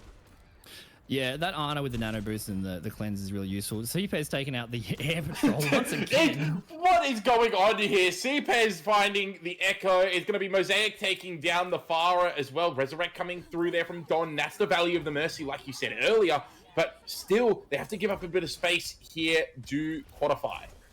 Yeah, so they get back to the 5v5, even if Q-Frit does get the pick. YOU onto the Widow, but Q-Frit taking out Maliwan. Maliwan and YOU have to be so careful with those jumps in the air and play around those buildings. Great opening from Q-Frit. Getting close, working the way towards the infra site at the moment, which is going to be so difficult for them to recontest if they do get it. We see Maliwan. Q-Frit responding, taking out YOQ. But Maliwan, Harry, that's what I'm talking about. On the Genji. Q-Frit's got a Genji coming from it when they respawn. If they do, able to touch right now. You do like your Genji gameplay, but in the meantime, it's going to be Lynx who dives onto Cpez, taking down the Junkrat. Q-Frit misses their grapple there, and it's going to be Malawan who, on the Genji, chases down the Widowmaker and gets the finishing blow, and with a little bit of help, will finish off Boomclaw as well. Yeah, maybe this is the opening. Maybe we're seeing the fire versus fire right now, because now Lynx and Maliwan can dive together on Quantify, and that means that they can delete the Widow. Runaway taking out Cpez, unlucky. But Cpez is 70% to a Riptire, and that's going to open up a kill if Runaway doesn't have their lamp on the side of Quantify. So we've got the Mercy swap on Q-Frit has got, the Widowmaker swap. They're back onto the Venture Q-Frit on Cardi fans. Not going to be battling YRU, even though they did win that fight. But Maliwan and Lynx are going to be diving in. We've got both support ults on Quantify. They're looking good on defense here. 2 minutes left. Yeah, YOU needs to be careful. They're getting a little bit far forward. They're almost dove upon both support ults being popped here from Quantify here as we see both the Amplification Matrix and the Valkyrie, and it's just a disengage coming out here from Carter fans. Although, as I say that, Frosty Cookie is just in the back line doing their own thing right now. Immortality Field has been forced out there from Q4, and there is the Riptire. It finds Molly1. No Genji now on the side of Quantify. Lynx holding on to that self-destruct as we see it's going to be the Widowmaker sites being used right now. Immortality Field has gone down there for Cardi fans, but YOU has been taken down. Mosaic finds Don. Runaway falls as well, and I don't think we're going to see the self-destruct invested here, Scary. No, backing off, with help from the team back to spawn, I should say. Q-Frit taking out Lynx there at the end. We do have Lynx with the self-destruct. Genji might get picked here. It's kind of tough to win an all-in, but the Mercy coming back. Oh, Q-Frit might get punished. Yeah, almost punished. In fact, they will get finished off here. YOU on the fire, like you said, getting the finishing blow there, but the first point has been captured here for Cardi fans, so they're content with this for now. Yeah, they are. They've got 3.5 minutes, plenty of time to work around. Just taking some forwarding positions at the moment, getting the high ground. Doom is just punching around. Lynx and the anti, the lamp. Oh, they're out of mech. They're out of mech, Harry. Absolutely eviscerated. There's a self-destruct coming in, though. Manages to find Boomclaw, so there's no Ana now on the field here for Cardi fans, and Runaway doing a good job trying to keep Don alive on this Baptiste here. In the meantime, Maliwan finds both Mosaic and Q for it. The Meteor Strike doesn't get the kill here. Frosty Cookie using that power-up block here, but it doesn't really find anything. Frosty Cookie solo, but Maliwan just can't seem to get the finishing blow. Oh, so close. Deal will be full HP in a millisecond now. Just holding. Look at this aggressive. They're holding the actual cart. This is so aggressive from Maliwan. Crazy, I'd say. Yeah, crazy's definitely the word for it. It was a little bit too aggressive there as they get caught in the room and slept up. We see now the Nano Boost goes on to Frosty Cookie here. They're trying to get onto the high ground here. There's the Amplification Matrix being used from Runaway just to scare Frosty Cookie off of the high ground. Mega health pack has been grabbed. There's the Immortality Field being used, but Runaway now has found themselves in a little bit of a pickle as they get chased down here, but they managed to get away. Lynx gets the kill onto Q4. Runaway is still alive. Dragonblade now being pulled here from Runaway, from Maliwan, I should say here. Runaway takes down Mosaic as well. The Baptiste from Quantify, has just gone absolutely crazy. Does get taken down in the end, but it's too little too late here for Frosty Cookie. Yeah, and that's so important because Quantify took those kills on Cardi fans when they had the ult up, so they couldn't use them. They will have them to reinvest right now. Maliwan getting picked. He's going to have to wait for the respawn, but they're going in. Boomclaw gets the sleep dart onto the ulting Farah there, who just came over the top of the roofs. There's the Riptire taking down Lynx out of mech as well. They're trying to chase down the Kiriko there. I believe it was the Kiriko. No, it was the Ana, of Boomclaw, but they just couldn't find it, and Mosaic takes down Don, who's made the swap over to the Juno now. Yeah, quick swap and quick ult build up as well. That orbital ray has so much damage potential coming out. I don't know if they're going to recontest it. I don't think they will be. There you go. Can't be too disappointed with that from Cardi fans either. They've got 2.5 minutes to cap this last point. They've got Q-Frit on the Venture ult, which has been getting value every time. We've also got Mosaic on the window, and they can take the high ground with as well. Don's Juno ult is pretty much all they have on Quantify's side, and Lynx with the Diva Bomb almost, but Boomclaw, that shouldn't work. The nade from downtown gets onto Waihoyu, and now it's just going to be Don, who's just trying to keep the rest of their team alive, but they get taken down there by CPES, who... What? Why? How? How did CPES manage to find Don from all the way back here? 5 ultimates almost online here for Cardi fans now, Scary, and they're looking in a real prime position to take this. Yeah, they are. It's going to be so hard for Quantify to sustain right now. Maybe a Diva Bomb on the cart can buy them some extra time, but this is going to be really tricky. Cardi fans looking very strong here. 2 minutes to win. Yeah, there's still all of ultimates here from Quantify as well, but there is the Amplification Matrix being used as well as the Meteor Strike. Runaway taken down immediately. CPES finds Waihoyu as well, and they just can't get any sort of stabilization here. Don, stunned up, almost taken down, manages to fly away and queue for it, trying to chase down the Juno there, gets dashed through there from Maliwan, so it's just Maliwan and Don holding strong right now against the rest of Cardi fans. Yeah, they still have both support ults on Cardi fans and the Venture ult still in the bag with the Riptire of CPES just around the corner. Quantify only have the Juno ult. I wouldn't be surprised if Maliwan gets Blade. Difficult to get value, but they've been playing really well. Yeah, they have been playing extremely well. Maliwan taking down CPES once again. The Junkrat hasn't really managed to find the value in this fight. It's just going to be Lynx now keeping the rest of the team. There's the dive into the backline. Maliwan tries to get the kill. Almost gets taken down there. The sleep dart doesn't get onto the target there, but Maliwan does go down regardless of that. The Bastion Shot from Waihoyu's come through as well. Frosty Cookie looking for the engage onto Don here. Doesn't quite find it. The Empower Punch goes through. Waihoyu stunned up as well as the Diva. Frosty Cookie just trying to get onto this Bastion here. It's a great anti-nano to Waihoyu. Waihoyu goes down. Empower Punch now available here for Frosty Cookie. Once again, it's going to be the Tectonic Shock being used. 40 seconds and counting on the clock right now. Don so low. Taken down by the last bit of that Tectonic Shock. But the Dragon Blade manages to find CPES and Boomclaw as well. Mosaic does finish off Maliwan. There's the Immortality Field being used here from Runaway as well. Lynx so low. Flying away from their Baptiste. Doesn't help the Baptiste. We're getting the heals there. It's going to be the dive coming in from Frosty Cookie, who baits the Runaway into coming out there. The Baptiste so low. Meteor Strike being used up there for Frosty Cookie as well, and the Riptire as well from CPES. Cardi fans are throwing everything and the kitchen sink to try and win this last point. Cute for it, taken down there by Lynx, but the Riptire manages to find Waihoyu. Frosty Cookie using the block again, trying to get some value, trying to build up their Empower Punch, but just can't do it. Immortality Field now being used on the point. No one's there to touch it, though! No! Quantify will win map 3, and Cardi fans at the last hurdle will trip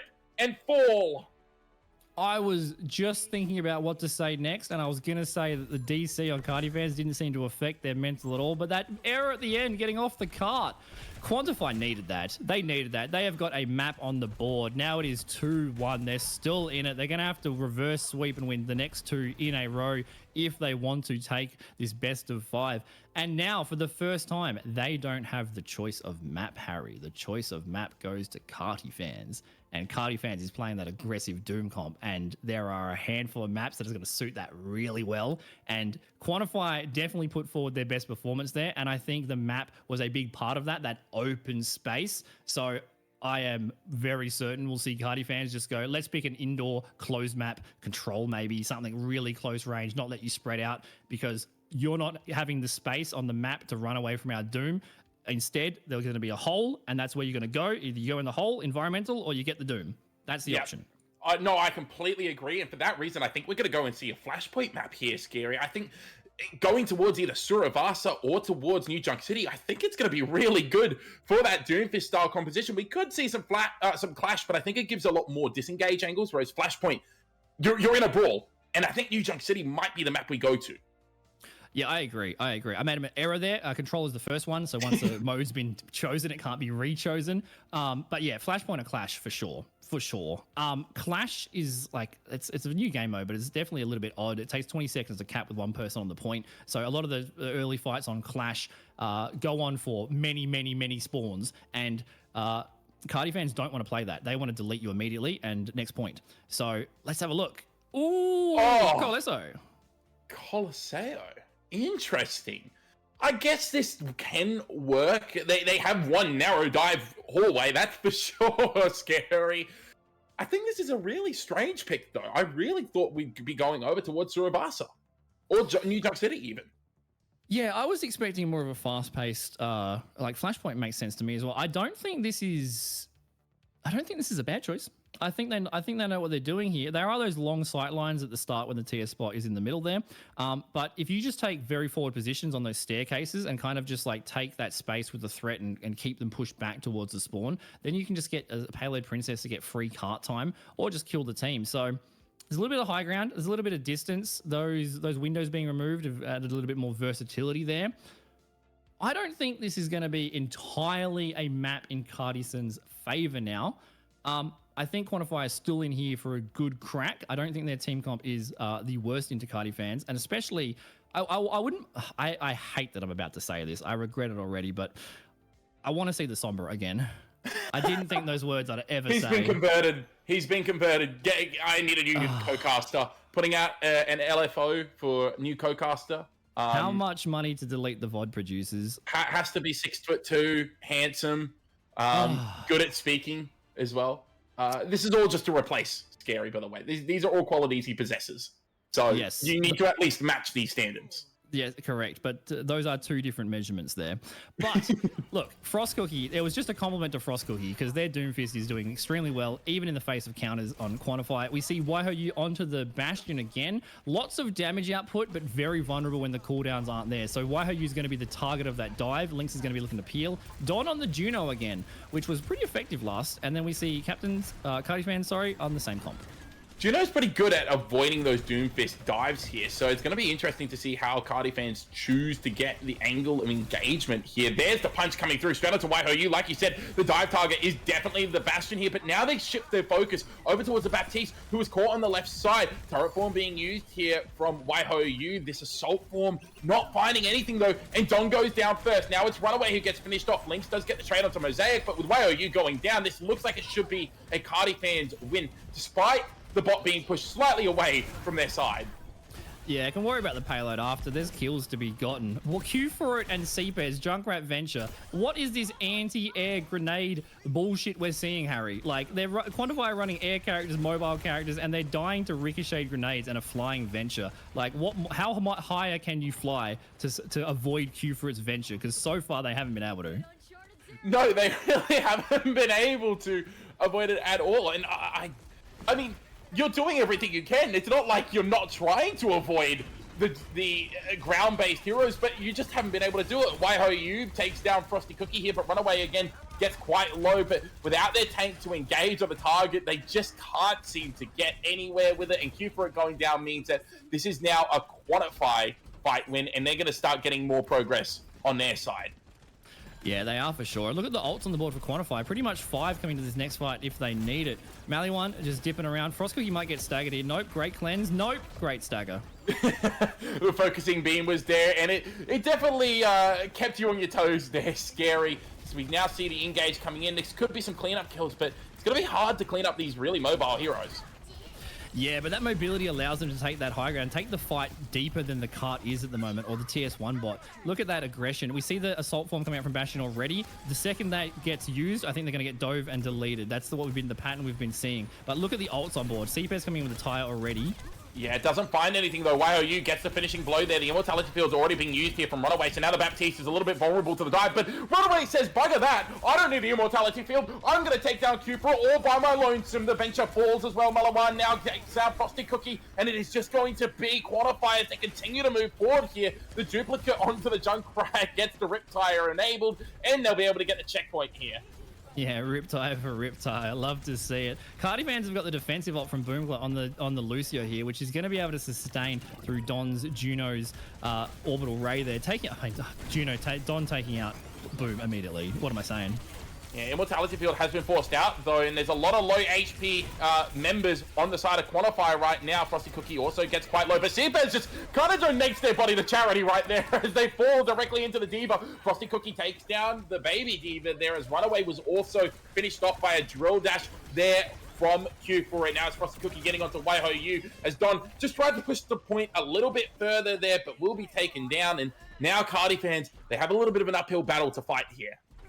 Yeah, great job pushing the cart that far. 75 meters already, back in the hands of Cardi fans. But good job there from Quantify. We're seeing Cardi fans being kind of like patiently aggressive. Like, going in aggressively, but then waiting for the cooldowns. Like we're seeing right now, they're waiting out that Matrix, they're waiting out that Bastion form, and then they're going to go in, and then they're going to try to win the fight. Great, patient aggressiveness from Cardi fans. Yeah, most definitely. At the moment, it has been really good play from Cardi fans, but Boomkla gets taken down with the help of that orbital satellite there from Don, and now Quantify, they're on the front foot, and they just push Cardi fans all the way back. All the way back, and Frosty's probably going to get peeked in. Nope, Doomfist ult to escape. Yeah, there's the Meteor Strike. They're trying to get onto YHOU there, but they just can't do it. The sound barrier comes in there from Boomkla, trying to keep the rest of the team alive, but it doesn't hit Frosty Cookie. Now there's no tank available here for Cardi fans. There's not a lot of space to be made, and now the dive can start coming in here for Quantify as they get towards CPES. They take down the Junkrat. There is the homing missiles coming out there from the Juno. Collects onto Boomkla, following them around the corner, and it is going to be Quantify continuing to move the bot forward. Yeah, the Pulsar Torpedoes are such a powerful ability. That auto lock, sending Boomkla back to spawn. Links on the Diva and Quantify does have that pulse, does have that self-destruct. Q for it once again, taking out the air character of Maliwan, who has the duplicate when they come back. But this is looking very good for Cardi fans. CPES surprises Runaway in the window there, taking down the Baptiste and takes down YHOU as well. And it is just going to be some cleanup coming in here for Cardi fans as they win this fight. But once again, they have so much distance to make up now.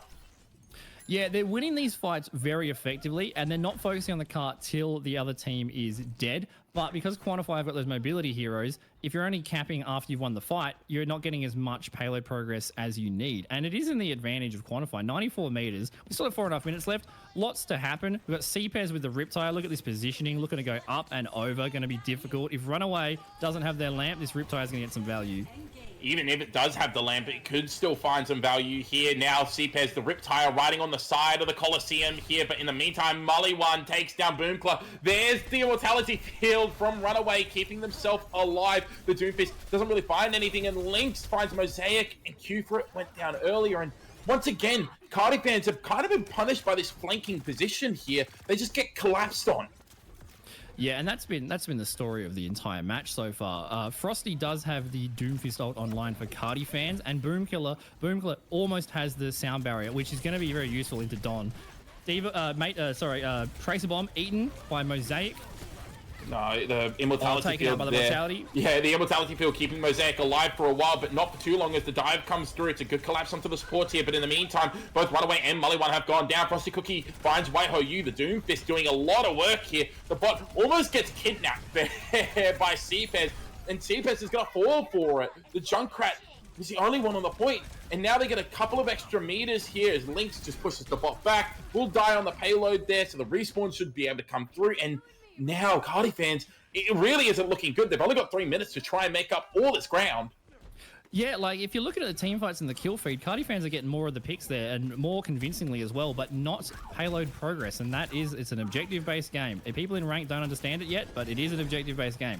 Quantify, 106 meters, 3 minutes. Cardi fans have got to tie a couple of team fights together, and they've got to keep pushing this part the whole time because they're running out of time. This is great work here from Quantify. They're playing a lot faster, which is what I wanted to see from before. Now, Maliwan with the focusing beam has already taken down Q for it, who is holding on to that tectonic shock. Runaway gets so low, uses the amplification matrix just to try and get some sort of damage, some sort of healing output here, but it's a weird angle for this ultimate to be on. Lynx low, has to use the self-destruct to try and stay alive. It's actually a pretty good self-destruct there. Almost takes down both supports, but it does isolate them, which means Frosty Cookie gets taken down there from Maliwan. Don finishes off CPES. The Juno used really well right here from the side of Quantify, and it does force Cardi fans back. Yeah, Quantify are doing really well to stay in these fights, and these fights are going on for a long time, and no payload progress is being made at all. Everything is just staggering around the cart. So this is real dangerous for Cardi fans.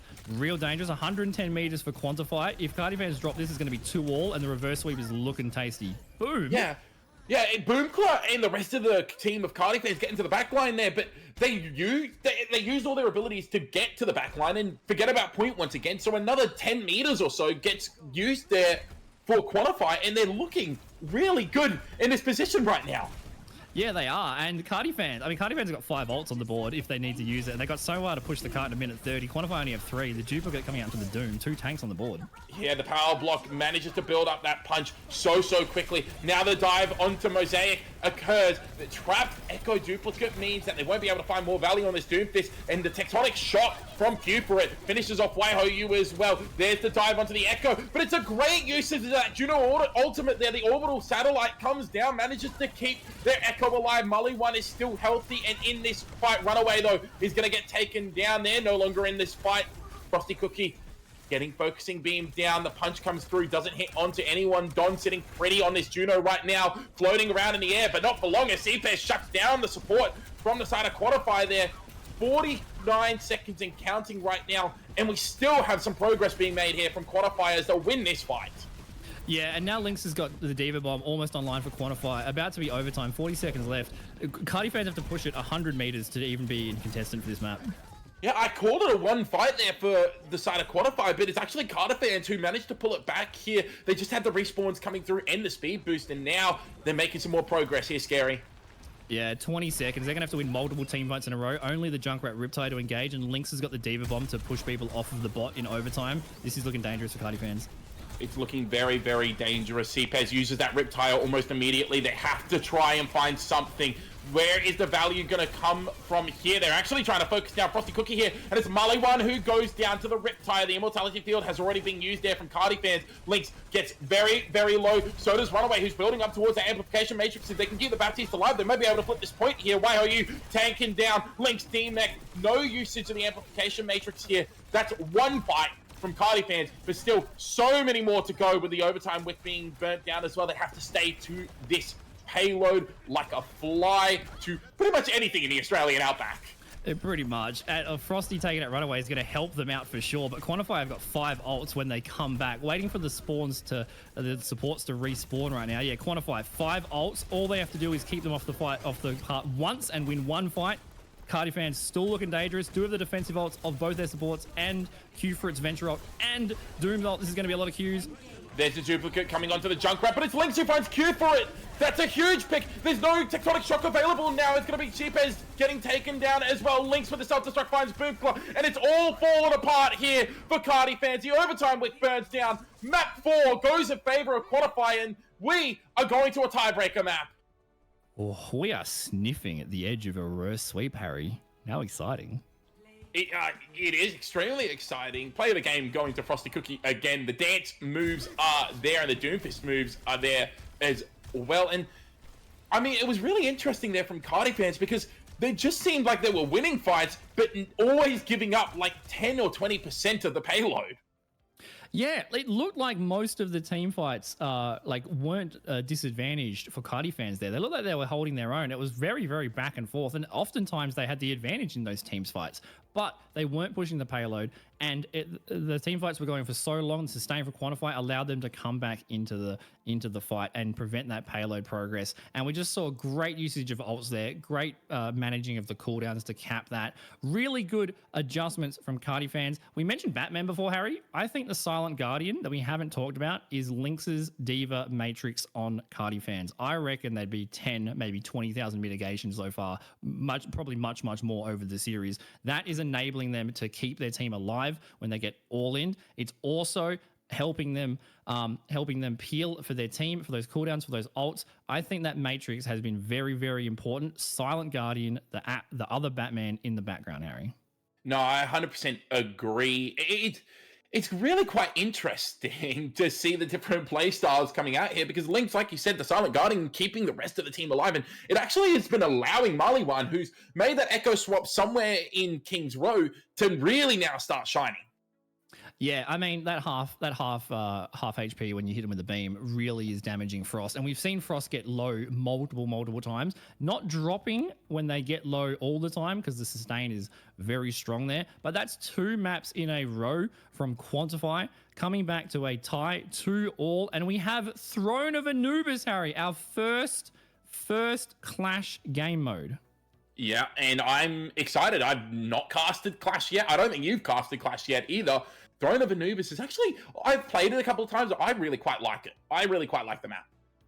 Yeah, I'm not super sold on the game mode yet, but I think Throne of Anubis is an awesome map. It's such a good map. That first point, the old like high ground Anubis pylons, the windows, it's the underground, the flank routes are so good. This is going to be a banger of a tiebreak match because of how much sustain these guys are having in the team fights, and also because of how forward pushing both teams are. And this first point, at least in my own play, it's only been out for a little bit, but this first point seems to take sometimes 4 or 5 team fights. There's a lot of staggering. There's 20 seconds for one person to cap. I think it's 17 for 2. It's a very, very, very slow cap, and you can respawn and come back, especially because that first point, we've seen both teams run Annas, and you just sit at the back.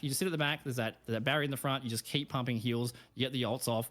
But after the first point's capped, after you've had those 17 team fights, 5 CP, 2 CP-esque, then the momentum and snowball comes. So we might see like a 10-minute fight on the first point, and then whoever wins, it might just be snowball, snowball, snowball, snowball. And we've seen a handful of positioning mistakes from both teams, maybe just slightly out of position, or being capitalized by the opposing team and diving all in when a player is coming back from spawn. So they've got to be really careful, especially after the first point's capped, because that snowball momentum happens in a blink of an eye. If you get caught out a bad spawn, you could lose 2-3, and then you're defending the last point. So I think this is going to be an awesome, awesome tiebreak. I don't really have a prediction on who's going to take it. This is going to be a really fun to watch from Frost Cookie's Doom. But also, again, links on the Diva Matrix. I think that's really, really important. They are, Quantify is liking towards those aerial characters, not really saving them from those ground-based characters on Cardifans. Somehow maybe it's the Junkrat change with the Ricochet, simple geometry. It's working well for him. It definitely is working well for them. And we see the Moira coming out from Mosaic, allowing them to not be as diveable here. I think that's a pretty good swap coming out here from Cardifans. But this map in general is a good pick from Cardifans. This is exactly what they needed to do. They needed an enclosed map. I was very surprised that we ended up going to a push map last map. Yeah, like I said, I didn't think it was a massive advantage on that last map pick. It seemed to work well for both teams. This is a good map choice. Again, I don't think Quantify are that disadvantaged here with what they're running. I don't think Mosaic's running the Moira on Cardifans to survive the dive. I think they're using it to engage the dive. That's how aggressive Cardifans are being. Let's see how this first fight kicks off. There's going to be a lot of poking, a lot of cooldown using. I would be surprised if it's a quick fight. Yeah, I would be surprised as well. Already Frosty Cookie just looking to engage, looking for the punches there, only getting them onto Waiho. But in the meantime, Boomclaw and Q4 get into the back line. They take down everyone. Falls from the side of Quantify. Lynx is the last one, and they're probably going to get staggered out here, Scary. This is going to be point 1 going in favor of Cardifans straight away. Yeah. Cast a curse. It was a fast one indeed. I don't think they're going to be able to get back and cap. This is really dangerous. This is where the snowball can come into it. Cardifans having a little bit more ult advantage here. No ults on the board yet. Bastion getting split spawn. They can't survive this. No, not even with the lamp. Now the lamp cooldown's used. Captain Cardifans looking so strong right now. The snowball is starting, Harry. Yeah, they do have to wait for the capture point to unlock, so Quantify can regroup, and Lynx has swapped over to that Zarya. Yeah, but this is going to be like the third-ish fight, the 2.5-ish fight. So Cardifans are going to have the old advantage here if they need it. But Runaway taking out the flying rat. Yeah, Cpez got a little bit too creative there and gets taken down. Now Q for it gets cornered low, taken down there by Waiho on the Bastion. Frosty Cookie tried to get the punch, doesn't find anything, will get finished off, and it will be the second point here captured for Quantify, so they go 1-1 on this map. They do, and now the ults are a little bit balanced out. No one on the board yet, but both teams are getting close to them. Maliwan with a duplicate almost, and we see Lynx swapped onto the Zarya. You know what? I do like that. As good as the Diva has been to mitigate the damage incoming, Zarya with that double bubble can keep teammates alive when they need to. They've kind of got 3 lamps now, and Zarya's at 100 charge 24/7 right now. Well, they got trapped and had to use both of their bubbles. Waiho also gets trapped, gets taken down. There's the Riptire being used. Runaway falls, and it's going to be the Coalescence as well that was invested there by Mosaic. Cpez. It's just on the high ground. What was that positioning from the Junkrat of Cardifans? That is disgusting. Boomclaw manages to find Mully1 and the duplicate for Mully1 as well. And despite Cpez going down, the second point here for Cardifans should be ticked up, and they can continue moving their way forward in this map. Yeah, that's so damaging for Quantify. Zarya's going to be back at 0%. Hopefully Frost Cookie doesn't get peeked. I don't think they will. They'll be able to escape. But they're back in contesting Quantify. The fight is not over yet, Harry. There's going to be no one. No, there is going to be another one, but they're going to be without Mully1. It does force out the ultimate here, the Amplification Matrix and the Meteor Strike being used. Runaway on like 1 HP, almost taken down. Using that Amplification Matrix to try and pump healing onto Lynx, who's very high charge at the moment. But it's CPEZ and Mosaic who are cleaning up the rest of the fight. Lynx falls, and that will now be the second point for Sakati fans captured. And they take the lead in this map. It will, and it's off the back of CPEZ. They must be a Reddit moderator. They know all of the spicy spots, and just picking up two free kills there with the stagger. The Cardi fans are gonna have to wait to respawn with Quantify gonna have to respawn with everybody here. 2-1 to Cardi fans. Lynx does have the Graviton Surge. Don taking out CPEZ. Quantify, this is their time for the ult fight. This is their time to turn it back around and get 2-2. There's the Graviton Surge, but 0 charge. Zarya doesn't really do a lot of damage. It's okay, though, because Mully1 is there, and Echo does, in fact, do a lot of damage. Runaway manages to take down Frosty Cookie with the help of the rest of their team, and that's going to be Quantify holding on here, and I think they should be able to cap up this point. I think they should. I don't think they're going to be able to get back, even with the Lucio and the Flying Rat. But CPEZ's traps, and also those cheeky little Reddit spots, they are turning these fights around. Link's now 11%, not much charge on the Zarya, getting stunned immediately from Frosty. They do have Don on Quantify with the sound barrier, no sound barrier on the side of Cardi fans. So that sound barrier from Don should be able to survive Q for its Venture ult, which has been getting nothing but value, but Bastion ult to engage. There is the Bastion ult being used. CPEZ gets focused down by that ultimate and now has to run away from Mully1 on the Echo. Sound barrier coming in here from Quantify as Q for it tried to use their Tectonic Shock. It's going to be the Riptide that takes down Mully1. Mosaic does get taken down as well, though, and Runaway is still alive, building up towards the Amplification Matrix. Now has it online. Lynx walking towards the point. High charge, only half health, though, and Q for it gets the finishing blow there. The Amplification Matrix didn't end up being used here, Scary, and that could be what decides this fight. Although, as I say that, it finally gets invested. Don gets taken down there by Boomkiller, sorry. So now it's just going to be an even fight as they try and pull this back here, Quantify, but it will be cleaned up here by Cardi fans, and they have an ult advantage now. They do. Did have to invest the Coalescence from Mosaic, but they will have Frost Cookie on the Doom and Boomkiller on the Lucio with the defensive ult and the Meteor Strike. Going into this next point is 3-2 on the side of Cardi fans. Last map, tiebreaker. Quantify have to get this one to make it 3-all. Yeah, this is going to be very, very interesting here. Frosty Cookie has their ultimate online, but Mully1 finds Q for it, who was trying once again to take one of those weird off angles and find CPEZ as well. The DPS from Cardi fans have been punished once again. So now it's a straight disengage coming out here from Cardi fans, and it doesn't even look like they're going to bother with this point. They're just going to say, you know what, you guys haven't won the middle point yet, so we're going to stick around here. Yeah, I like they're kind of like edging forward. Like they do have the speed boost and the Lucio B, but no, being responsible. 3-all back to the center point, which is such a long point because you have the supports in the back line just pumping out the damage. Frost Cookie going in, trying to get some, trying to go in there deep. The power block does not work against Zarya, unfortunately. Using the ult to survive and escape. The boop into the Junkrat trap means there's a lot of damage being done. Frosty Cookie with the Meteor Strike finds both Runaway and YOU, as well as Lynx with the follow-up power-up punch. Q for it gets Mully1, and that is going to be Quantify falling to pieces here. Don is the only one left, will get staggered out, and now it's really match point here for Cardi fans. Yeah, that was probably the cleanest team fight we've seen from anybody in this match. Cardi fans just perfectly diving, perfectly coordinating. Great job. They only use Frosty's ult there on the Doomfist. Boomkiller still has a defensive ult, and they're going to need it. Not for this fight, though, because YOU is back to spawn. Will not have that Death Blossom, but Lynx still has the Graviton Surge, and they will need to use it to stay in the fight. They will. They can't afford to get staggered out here. Graviton Surge still online. The trap, though. Lynx is full on trap. The Graviton Surge comes in, but it's going to be the sound barrier being used there from Boomkiller. CPEZ has been on fire on this Junkrat.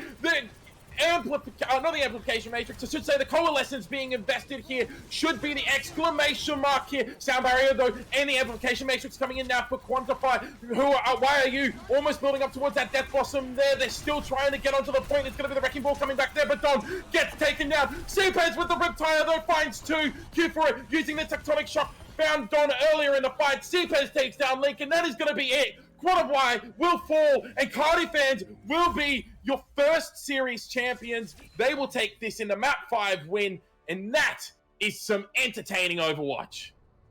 What a great first match of week 2 of AAOL Season 2. Great job. Almost reverse sweep from Quantify there. Cardi fans just working great under pressure and sticking to their game plan, Harry. Playing what they want to play, not blinking in the face of different map changes, different comp changes, counters, just playing what they want to play and playing it to perfection. Great job from Cardi fans. Good effort from Quantify. They almost got there. They almost reverse sweep. Great effort from both teams. Tiebreak, first match, Harry.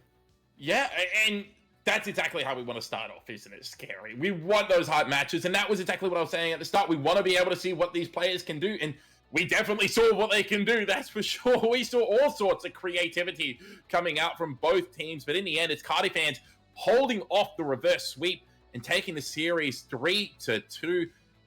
Scary. It just came down to, in my opinion, the Junkrat play of CPES. I mean, you can't discount the Junkrat play. The fact that they were an anti-air turret is just ridiculous. That extra bounce, the geometry, those special little spots, even on a brand new map, that's very clever. Those creative traps, those traps were getting so much value. And even if you just straighten us off cooldown, you just throw another one down. So absolutely agree. Those rip tires were really good as well. We can't, it's so hard to overlook any play here. Q for it on the Venture was doing fantastic. Frost Cookie with the All in Doom was doing fantastic, even into the face of counters. Supports from both teams were adjusting, using their cooldowns correctly. I really like that we went to a tiebreak clash. I'm not a massive fan of that game mode personally, but to watch it in a tiebreaker, I think it's probably the best map for tiebreaker because it has those long team fights and that snowball potential. And Quantify almost took it to 4-all, almost took it to the last point there. So they should be feeling proud of themselves. Great swaps, great job from both teams. What a banger of a Div 1 match to kick off this stream, Harry. Yeah, 100%. And there is more banger matches to look forward to. We're going to have a short little break as we get our second match set up. But stick around because next we've got Div 4. We've got Team Nut taking on iTigers. You don't want to miss this. See you soon.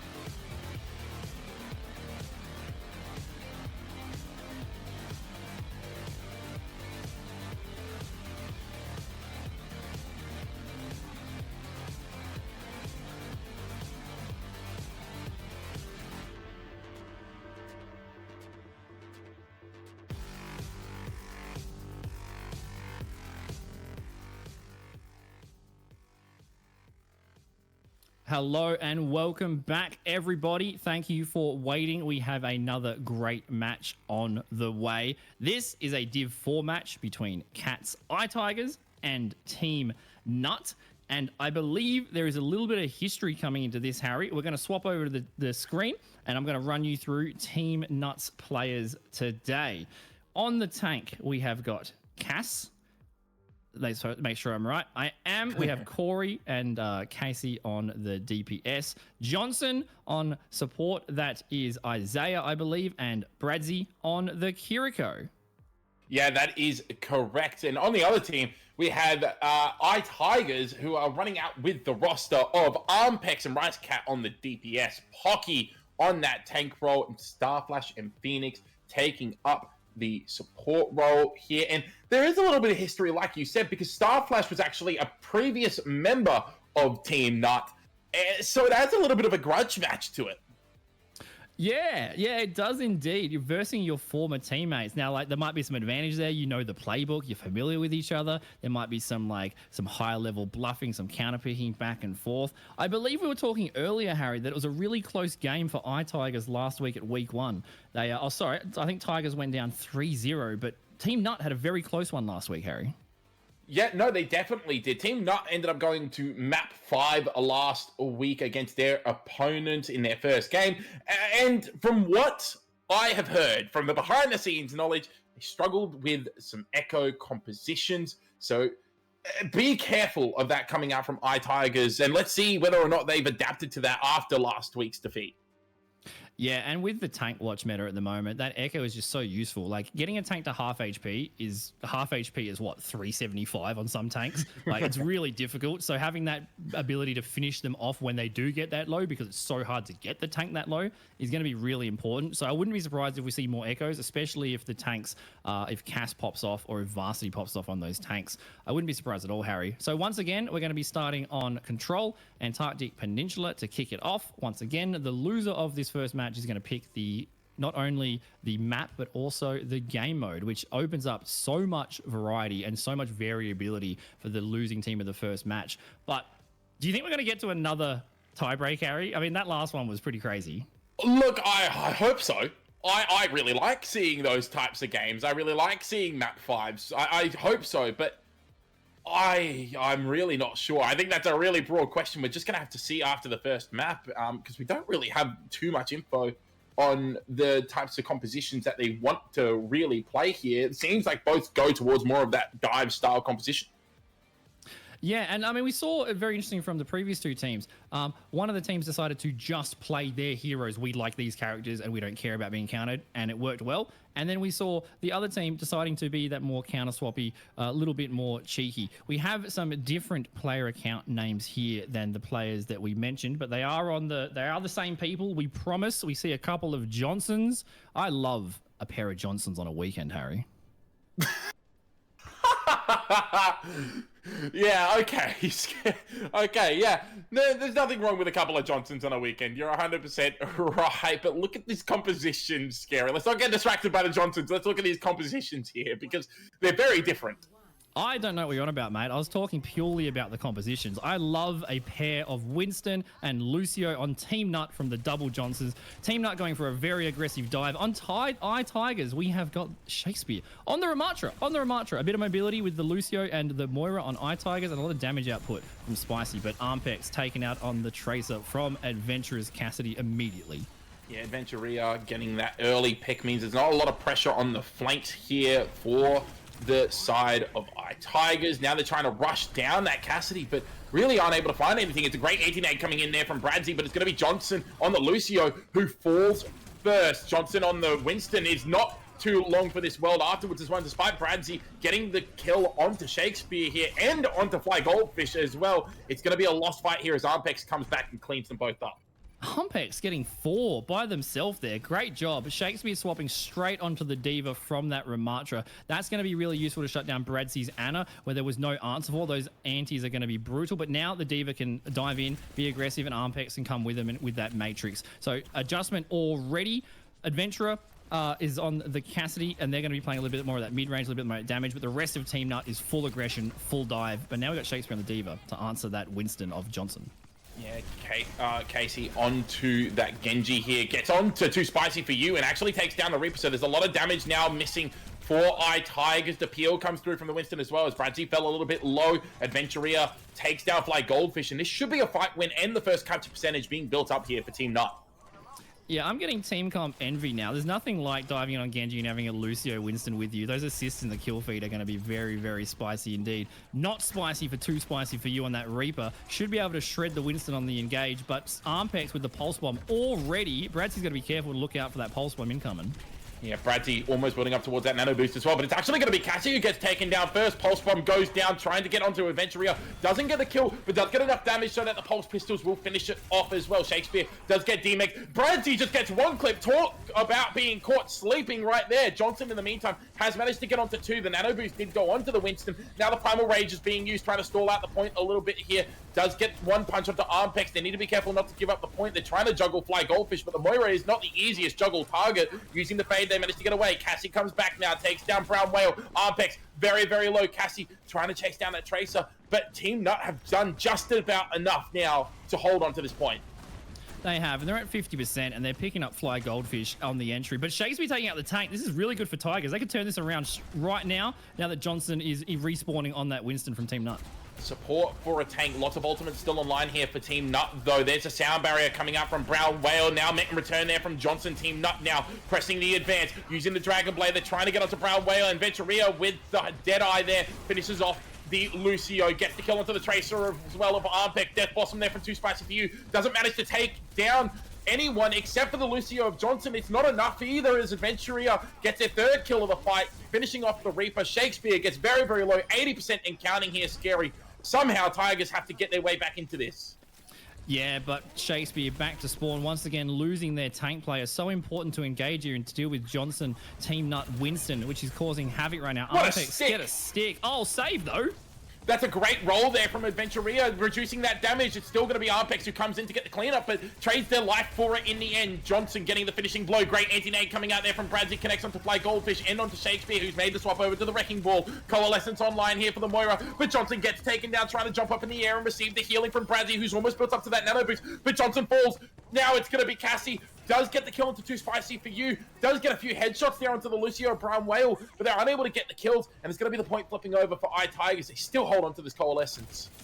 They do, and they're going to have to use it to hold this point all the way to 99 if they want to take the first point on Antarctic Peninsula here. Shakespeare now onto the ball, onto the Wrecking Ball. That's going to be very useful to dive with Armpex. Bradsy's going to be in danger here, but we'll have the Nano to put onto the Winston or the Genji if they prefer. Adventurer is really babysitting those supports, making sure with that flashbang, that grenade, that they can stop the dive from Tigers, Armpex, and Shakespeare. But the ball swap, going straight for the Ana, Bradsy's in trouble. Yeah, Bradsy is indeed in trouble, getting overwhelmed right now. Can't get the Nano boost onto anyone, doesn't end up using the ultimate. Cassie does take down Brown Whale, but Johnson has fallen in the meantime. Fly Goldfish on this Moira is bloodthirsty at the moment. They still haven't had to use their ultimate as well, and Armpex cleaning up the last two kills there with Fly Goldfish. A team kill comes through. We're going into last fight territory for this first point. Yeah, Tigers taking the initiative and taking the fight to them a little bit deeper into their spawn and working out absolutely perfectly. Bradzi still has the Nano. We've got the Primal coming up to stall the point from Team Nut on the Johnson, and also the Blade on Cassie, which has been doing good work. So we might be seeing a Nano Blade coming in. Coalescence from the Moira on Tigers. Oh, a few picks there, Harry.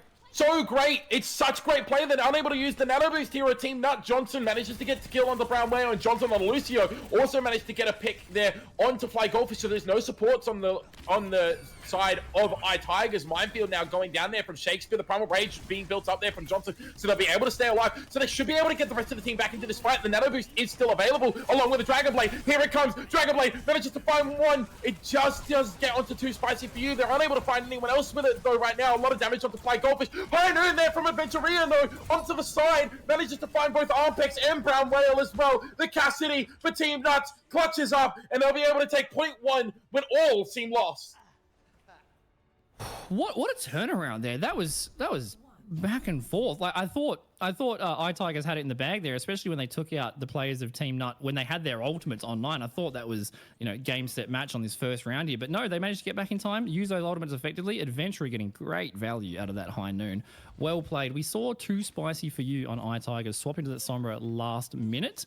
I thought it might have been just for a bit of speed to get back to the point, but no, they're sticking with it for this next point. Shakespeare kind of mystery heroes on tank, trying to find what is the right combination to work here. Junker Queen now on from iTigers, and that has so much sustain, so much dive potential, so much brawl, just speed in, commanding shout. Now you've got the Sombra to hack Johnson, who's on the Ramatra now. Casey off of the Genji onto the Mei, very thematic for this point. Some good choke points to block off with that wall and trap you in Ramatra's range, and then Ramatra can just punch you. So we're seeing a lot of adaptations back and forth. Fly Goldfish off the Moira, onto the BAP for that lamp. Interesting rotation here. They've taken more out in the open space here, so it allows Adventuria to actually have a lot more space to try and get those headshots in. The Sombra just stealthing around looking for the hack, does try and get it onto Johnson, but it's great peel coming out there from, I believe that was Bradzy, who actually helped stop the hack from the Sombra onto the Lucio. Now they have to be careful here, though. The knife goes onto Casey, but it doesn't get pulled in. The point almost flips in favor there for iTigers, but now the rush comes through here from Team Nut. Adventuria looking for the Sombra, almost gets the pick, but now is being pressured down by the Tracer. Armpex gets the finishing blow. Too spicy for you, does go down to Johnson there, and now Johnson on this Ramatra has also pushed forward, taking up a lot of space. Fly Goldfish gets very, very low. It's been good healing output so far here from Bradzy as well, trying to keep their Ramatra alive. Immortality Field now being used here from Fly Goldfish, keeping the Junker Queen alive, and Johnson just punches forward, taking down Brown Whale, who's on that Brigitte. Too spicy for you, does get the pick onto Johnson, but with the point flipping in favor of Team Nut, it seems like it will be iTigers who have to fall back. Yeah, and Team Nut have got the Mei Blizzard from Casey online at the moment, and also the Ramatra Ultimate and the Window from Bradzy. So we're seeing a Baptiste matchup right now, and I think Bradzy swapped onto that because dealing with the dive from Armpex's Tracer and also Spicy's Sombra, now swapping onto the Venture, which is even more of a brutal dive character, another all-in character. It's going to be really difficult to keep the supports alive from Team Nut. That's why we're seeing the Lucio and the Baptiste from Bradzy. But we've got both windows on both sides, a Pulse Bomb from Armpex, almost the Rampage from Shakespeare's Junker Queen on iTigers, but the Ramatra ult, the Mei ult on Team Nut, those are going to be very impactful to shut this down, and they might not even need them, Harry. No, too spicy for you, going down very, very early. Ultimate's still online. Are they going to choose to try and push forward? They are. Fly Goldfish just gets focused down, finished off. Now it's just the rush down into the Brigitte, who also gets finished off there. Johnson is on a tear on this Ramatra pick right now. They're trying to take down Shakespeare as well. They finish off the Junker Queen. They could almost touch the spawn doors here, Scary. I love this playstyle. Like, there is not even a brain thought happening. It's just, we got to pick, go forward. We've got the advantage, go forward. And it's working so well. They're getting so much value on the point. And also, look at their rotations. They're watching the main choke, and then they're rotating back to the backline choke to watch out for that Armpex Tracer. They're going back and forth. That Lucio speed boost is enabling Ramatra to get close into the face of Tigers, and it's working really well. But Tigers now do have the Pulse Bomb and also the Rampage from iTigers. But Cassie's ult, the Blizzard, might shut that down, and Johnson's defensive ult is also online. Or Cassie could just also headshot. Too spicy for you. Now uses the Blizzard there to get onto the Baptiste. It's a good Junker Queen knife, but I don't think it's going to save Fly Goldfish for all that long. The sound barrier came out from Johnson to stop the Rampage there from Shakespeare. And with the Amplification Matrix and with the Annihilation, that should be the exclamation mark on the point for Team Nut, as they will take map 1 2-0. Yeah, absolute dominant performance from Team Nut. I loved the coordination there. They bought themselves so much time with that decisive aggression once they had the advantage. They weren't being patient. They weren't waiting for spawns. They weren't looking for an out-of-position character. They would just hold W, you're all going back to spawn or you're all going to die. And it bought them so much time. So when Tigers could finally contest, they had to contest overtime in a Blizzard on the point, which is very difficult. And also, another point on Team Nut's coordination, they were playing split at the end there when Shakespeare's Junker Queen on iTigers had the Rampage. They were playing split. Couldn't get much value. Couldn't get a lot of people anti there. A little bit split, a little bit damage. Really, really, really good teamwork from Team Nut there. We're seeing a lot of swapping from Tigers as well. We're seeing a lot of counter picking. A lot of we've seen four. I think we've seen 4 tanks now from Team Nut on Shakespeare. So we'll see if we see on Tigers. So we'll see if we see a 5th one. So there are adaptions. They are comfortable playing these other heroes. Hasn't worked yet. Control, very fast map. Now iTigers have the map and the mode choice. Yeah, they do. And it's going to be interesting to see where they go towards, because they didn't play any sort of dive composition. They stuck towards more of that rush brawl style, and I think that's an interesting choice, but it does mean that there's very limited maps that they can really go to where a team like Team Nut can't play that Winston comp. I do think it was the worst look for Team Nut, though. that when they were playing the Winston comps. So it's kind of a lose-lose situation. Yeah, well, it's just back and forth. As rock paper scissors, it's the tank. There's Winston. All right, we go Diva. Okay, there's swap Winston. Okay, we go Ram. We go Wrecking Ball. We go Junker Queen. Really good variety and depth of hero pool there from Team Nuts tank Shakespeare there. Next map's going to be interesting. We didn't see much dive like you said, but I mean they're kind of playing dive with how fast that Lucio is getting the Ram into you there. The Mei was a really good choice. Some very sustainable characters that can shut down certain areas of the map, shut down certain chokes of the map, shut down certain cooldowns and ultimates. Not focus on massive damage output, but they're getting those damage output when they are in those situations. So yeah, really good job from Team Nut. This is actually really fun. I like this decision of choosing the map and the mode because it gives us so much time to theory craft. There's so many options here. Where are Team Nut going to be going here? They've liked Bradzi on the Ana. It's been difficult to keep them alive because of the focus of the dive of the other team there. So, I mean, we've been saying Escort, we've been saying Circuit Royale, we've been saying these high ground open maps that allow those sight lines for Ana to be survivable there. Do you think that's going to play well into Team Nut's team comp if they choose a map like that? Well, we did see Bradzi go over towards that Baptiste on that second point as well. So, and I know as a fact from playing with Bradzi in the past that he is a very flexible and capable flex support, and we haven't even seen his true power on the Zenyatta yet. So if we go to a map that's more open, we may see that kind of thing being pulled out. I think Bradzi's not going to have an issue on any map that we choose, and Colosseo is not where I thought we'd be going next. Yeah, Colosseo again making another appearance. I guess the teams that are enjoying this map. I think this map is definitely for the better now that those glasses have been removed. Yeah, interesting. Last time we saw this in the previous match, we saw the characters kind of on both teams almost avoiding the cart, focusing on those forward positioning and that taking that space, and it was working well, but there wasn't much cart time being used here.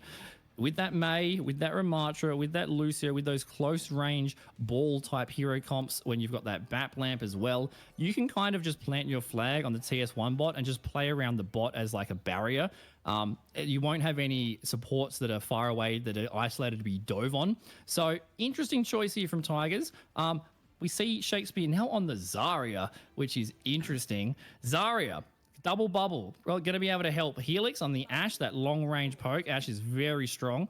We'll be able to save them if they need, and also save Armpex for that dive. Johnson on the Wrecking Ball once again, and as you mentioned, Bradzi on the Zari. I'm so happy right now. This is the true power of Bradzi, playing this hero since the GOATS era. This is something to behold, Scary. I don't want to hear that word again. That's a terrible memory you've unlocked there, Harry. But even if Bradzi's a god, Zen can get deleted. That glass cannon. Armpex has got a 4K on the first fight, opening up on Casey's mirror match Tracer back to spawn. I think Bradzi's going to be in trouble here with Armpex. Another pick onto Johnson. That's a 5v3 in favor of Tigers. Armpex opening up both of the start of the fights of these two maps, Harry. Yeah, there's the bubble coming in onto the Trace. Bradzi will lose that 1v1, so unfortunately, I think you will be proven right. I really do think Bradzi is a very good Zenyatta, but I think they will struggle against this composition unless Johnson can really find some great engage timing. Yeah, it definitely can work. Zen is a strong character. It's just very situational, and they've got Johnson on the helping out support on the brig to kind of try and shut down Armpex's dive from the iTigers. But Armpex has already got a pulse bomb online. It's been like half a second in the map, so that pulse bomb's coming straight for Bradzi. Bradzi's on 30%. They do not have their Transcendence, but Cassie opening up on the Tracer on the side of Team Nut for this fight. Yeah, Casey getting on to Helix there. Now Johnson with the power driver got into the back line. Now is trying to just find another time to get the engage, but it's going to be Cassie who gets chased down there by Armpex. The Tracer 1v1 once again won by Armpex, who's looking formidable on this hero pick at the moment. A little bit of a lull in the fight, but now the engage is coming back in. Power driver onto the Zarya there. There's Helix coming back though on the Sombra. Hacks up Johnson. The Wrecking Ball so low. Armpex gets to stick onto the Brigitte of Johnson, and despite Bradzi getting Brownwell, they will be taken down, and that is going to be another fight win here for iTigers, and it's looking rough now for Team Nut. Yeah, iTiger's Armpex on that Tracer, just a one-man army. One-man army in the backlines, getting kills, doesn't need the support, has it if they need. Helix now on the Sombra, so that hack onto Johnson's Wrecking Ball is very, very dangerous, which is why we've seen Johnson swap onto the Winston, can do a bit of spy checking, try to find that Sombra. Cassie off of the Tracer, not wanting to take that mirror match, that duel on the Tracer, instead onto the Echo, and taking out Helix immediately. Great opening for Team Nut. A chase down onto the Sombra, but now it's Armpex trying to trade it out onto the Ana of Bradsey, but just can't find the kill onto Adventureer here, who's on the Ash now as well. The armor pack's coming through. Johnson does get traded out there for Fly Goldfish, but it's a support for a tank. Is that going to be really enough here for iTigers to stay in this fight? At the moment, it doesn't look like it. Another support going down. Cassie on this Echo has put on a performance so far since they swapped very recently. Yeah, Cassie immediately getting value, swapping onto that Echo. 3k immediately. We've got Armpex with another Pulse Bomb online, and we've got the Kitsune Rush from Flygold as well on iTigers, and Shakespeare with the Grab. Pulse Bomb is going to be coming in shortly, Harry. Yeah, it is going to be coming online shortly. There's the rally coming out. There's the Graviton Surge being used just onto the Brigida. The Bob is still available here for Adventureer, but they're just being pressured down by the Sombra right now. There's the EMP coming through. There's the Pulse Bomb, signed, sealed, and delivered by Armpex, and it is going to be Shakespeare and Brown Whale getting in amongst the action as well. Team Nut crumple to the Pulse Bomb. Yeah, there's no way to survive that triple combo of EMP, Pulse Bomb, Grab. Very, very well used, decisive team fight win. We have Shakespeare on 60% on the Zarya. Having a Zarya at high charge is so dangerous. Casey almost has their duplicate on the Echo of Team Nut. Have to see where that goes. Johnson as well, almost on the Primal. And we've got Bob if they need to stall the point. But Sound Barrier out, only catching onto Armpex, Harry. Yeah, they wanted to get aggressive with it, but yeah, only catching onto the Tracer means that the rest of the team can't really follow up. The Nano Boost is online here for Bradsey. Adventureer getting very, very low. Hasn't used the Bob just yet. There's the Nano Boost onto the Winston here. They're trying to chase down the Sombra of Helix. It's almost getting the finishing blow, just not quite yet. Does manage to get the jump in the meantime, though. Casey has finished off Brown Whale. Adventureer gets the pick onto Armpex. Johnson takes down Fly Goldfish, but now begins Team Nut's long journey back to the center and then to start their progress as well. Yeah, still 0 meters on the board, 5.5 minutes, lots of time on the clock, and Team Nut does have 3 ults online from Casey, Adventurer, and Johnson, so they can bob the point if they need to. I wouldn't be surprised if Shakespeare gets very close to their next Graviton surge here. Bob going in, hacked immediately, shut down. No value, unfortunately, but Johnson's still pressing forward. Yeah, Johnson has that Primal Rage, can afford to play a little bit riskier here. Decides to chase down Helix. A great identification of the Sombra there. Getting onto that DPS hero, and now the Primal Rage gets invested. Who do they go for? They know the Lucio is in the room here. An anti-nade onto Brown Whale means that this Lucio should be going down. But some slippery movement coming out from the Frog there means they'll be able to get the Mega Health back, and they may even be able to get out with their life here.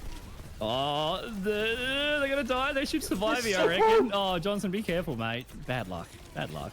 They're so close. In fact, Johnson's life gets taken down. There's a Graviton Surge and the Pulse Bomb being used. It doesn't catch onto it, or the Pulse Bomb doesn't catch on anyone, but the Graviton Surge certainly doesn't. Bradsey, it's time to run, my friend. You will be taken down eventually, chased down by everyone from iTigers, and once again, they're on the front foot here. Yeah, that teamfight flip was on the back of Brown Whale and the Lucio and iTigers. Great little Reddit Lucio tricks to escape there. Now we've got Shakespeare. Look at this forward positioning, taking so much space with this tank. Getting low, got to try to survive. At 100% charge, can just shred anything and everything. Johnson's Brig Shield will not survive for very long, but they are on the cart pushing while they're taking this space. Johnson hacked already, managing to survive, but EMP out. EMP out, and straight away Johnson and Johnson both get deleted. Casey fell before the EMP could even go off. Adventureer falls as well. Shakespeare is just having a field day on the Zarya. Oh, don't do it. Don't drop the bag. I thought we were just about to see a little bit of disrespect coming out there from iTigers, but they're holding the spawn now. Yeah, they're up front and center, not allowing you to come out staggered. You've got to wait for 5 to try and survive the exit. Shakespeare is getting so much value on this Zarya. It's very hard to put enough damage into him with the double bubble and the cleanse from Flygold on the Kitsune on iTigers. Adventure taking out Helix. That's a big opening. That is a big opening. There's a Casino Rush being utilized there from Fly Goldfish. The rally from Johnson is there, but Johnson just gets absolutely deleted. Johnson on the Winston now needs to stay alive for the Nano Boost. There it goes onto the Winston, but the Graviton Surge shuts down both Adventuria and Bradsy. I don't think there's going to be enough damage really to deal with Shakespeare at the moment, especially with Armpex running an absolute riot. Casey manages to get the focusing beam kill onto Shakespeare, so hopefully the rest of the team can start coming out to contest the point here. Oh, no. But it doesn't look like it's going to happen. It looks like it's going to be a full cap here for iTigers. Map 2 going in the favor of Cat's Eye Tigers. Wow, they finally took out Shakespeare on the tank there. I thought they were going to have it, but no, iTigers, great job. Shakespeare was on like an 11 kill streak there. It's so difficult to leave a Zarya alive when they have that charge, and they really didn't have too much of an answer to deal with it. Look at this play of the game as well, just only W key, push you all the way back to spawn. Look at all this free cart time we're getting. They finished out that map with what, 3.5 minutes on the clock? Very decisive, Harry. Oh, it was more than decisive. It was almost a pure execution coming out there from iTigers. Team Nuts just seemed to be, well, forgive the pun, bolted to the floor there as Zarya was just chasing them down. Yeah, maybe they're a little bit nuts to stick on the Winston there. Oh, yeah. But that Nano Winston does so much damage, and it was working. Like, it was working here and there. It's just having a Zarya alive that long and having those dive characters that are just so aggressive in those forward positions. There was not many fights that were happening on the cart, on the payload, on the TS1 bot. The fights were happening defensively, pushed into the spawn. And if you've got to use your ults to win a team fight at your spawn doors, then when you get to the actual objective, you don't have those ults and cooldowns to contest the actual objective. So really good aggression there from Team Nut. Sorry, I'm confused. Sorry. A really good aggression there. That was great to see. And I think Shakespeare on the Zarya, we didn't see them swap too much on that role there. We've seen them swap, this is the 5th tank we've seen, but they've locked into Zarya. I think it's a good pick. I think there wasn't heaps of damage to deal with them there. And I think that double bubble, that survivability, Armpex, letting that Tracer just run amok in the backlines, Helix with the hack, very powerful. And when you're at 100 charge and you can't be dealt with, you can just shred anything that comes in your face. And Winston dives in. Hello, monkey. You're now Loosden. 100 charge. See you later. And those ult combinations were so synergistic, Harry. Yeah, they really were so synergistic. But we've been talking this whole time about Shakespeare not being shut down and how hard it is to shut them down. What do you actually need to do to shut down the Zarya when it's so high charge and running into the backline? What changes do you think that Team Nut need to make at the moment? It might just be a focus, and it wasn't an error on their part from what I saw. They were just on the back foot the whole time. They couldn't lock in and get that forward momentum because they were just being pushed back and back and back with the aggression. So I think if they can get that focus, especially when Zarya is 100 charge, you need to send them back to respawn, especially if Armpex is getting double bubbled. Very difficult. We have got, finally, we've mentioned it a few times tonight, Escort, Circuit Royale Harry. We're finally seeing it. Yeah, we certainly are, and this is a good map choice here from Team Nut. We see Bradsy back on the Zenyatta. This makes me very happy. I like seeing Zen gameplay. I think it's a lot of fun. The single compositions coming out, though, here. Yeah, very simple. There's very big sightlines on this, so the Widow makes sense, especially to open up. You know, if you can get a pick on attack and then send the whoever you get a pick on back to spawn, it's a 4v5. It's a good position. We have Strike Commander on the Widow for iTigers instead of Helix, so that might have been a substitution that has happened. We see an Alari from Brown Whale on iTigers as well. Put that pylon down, get a bit more damage, click on some heads. We've got a very pokey comp from Team Nut. Very good, very well suited for this map. Sigma with that shield up front and center. Hopefully can retreat when needed. And then we've got the 2 long-range hit scans on the Widow and the Ash from Team Nut. You see Strike Commander just sombra checking.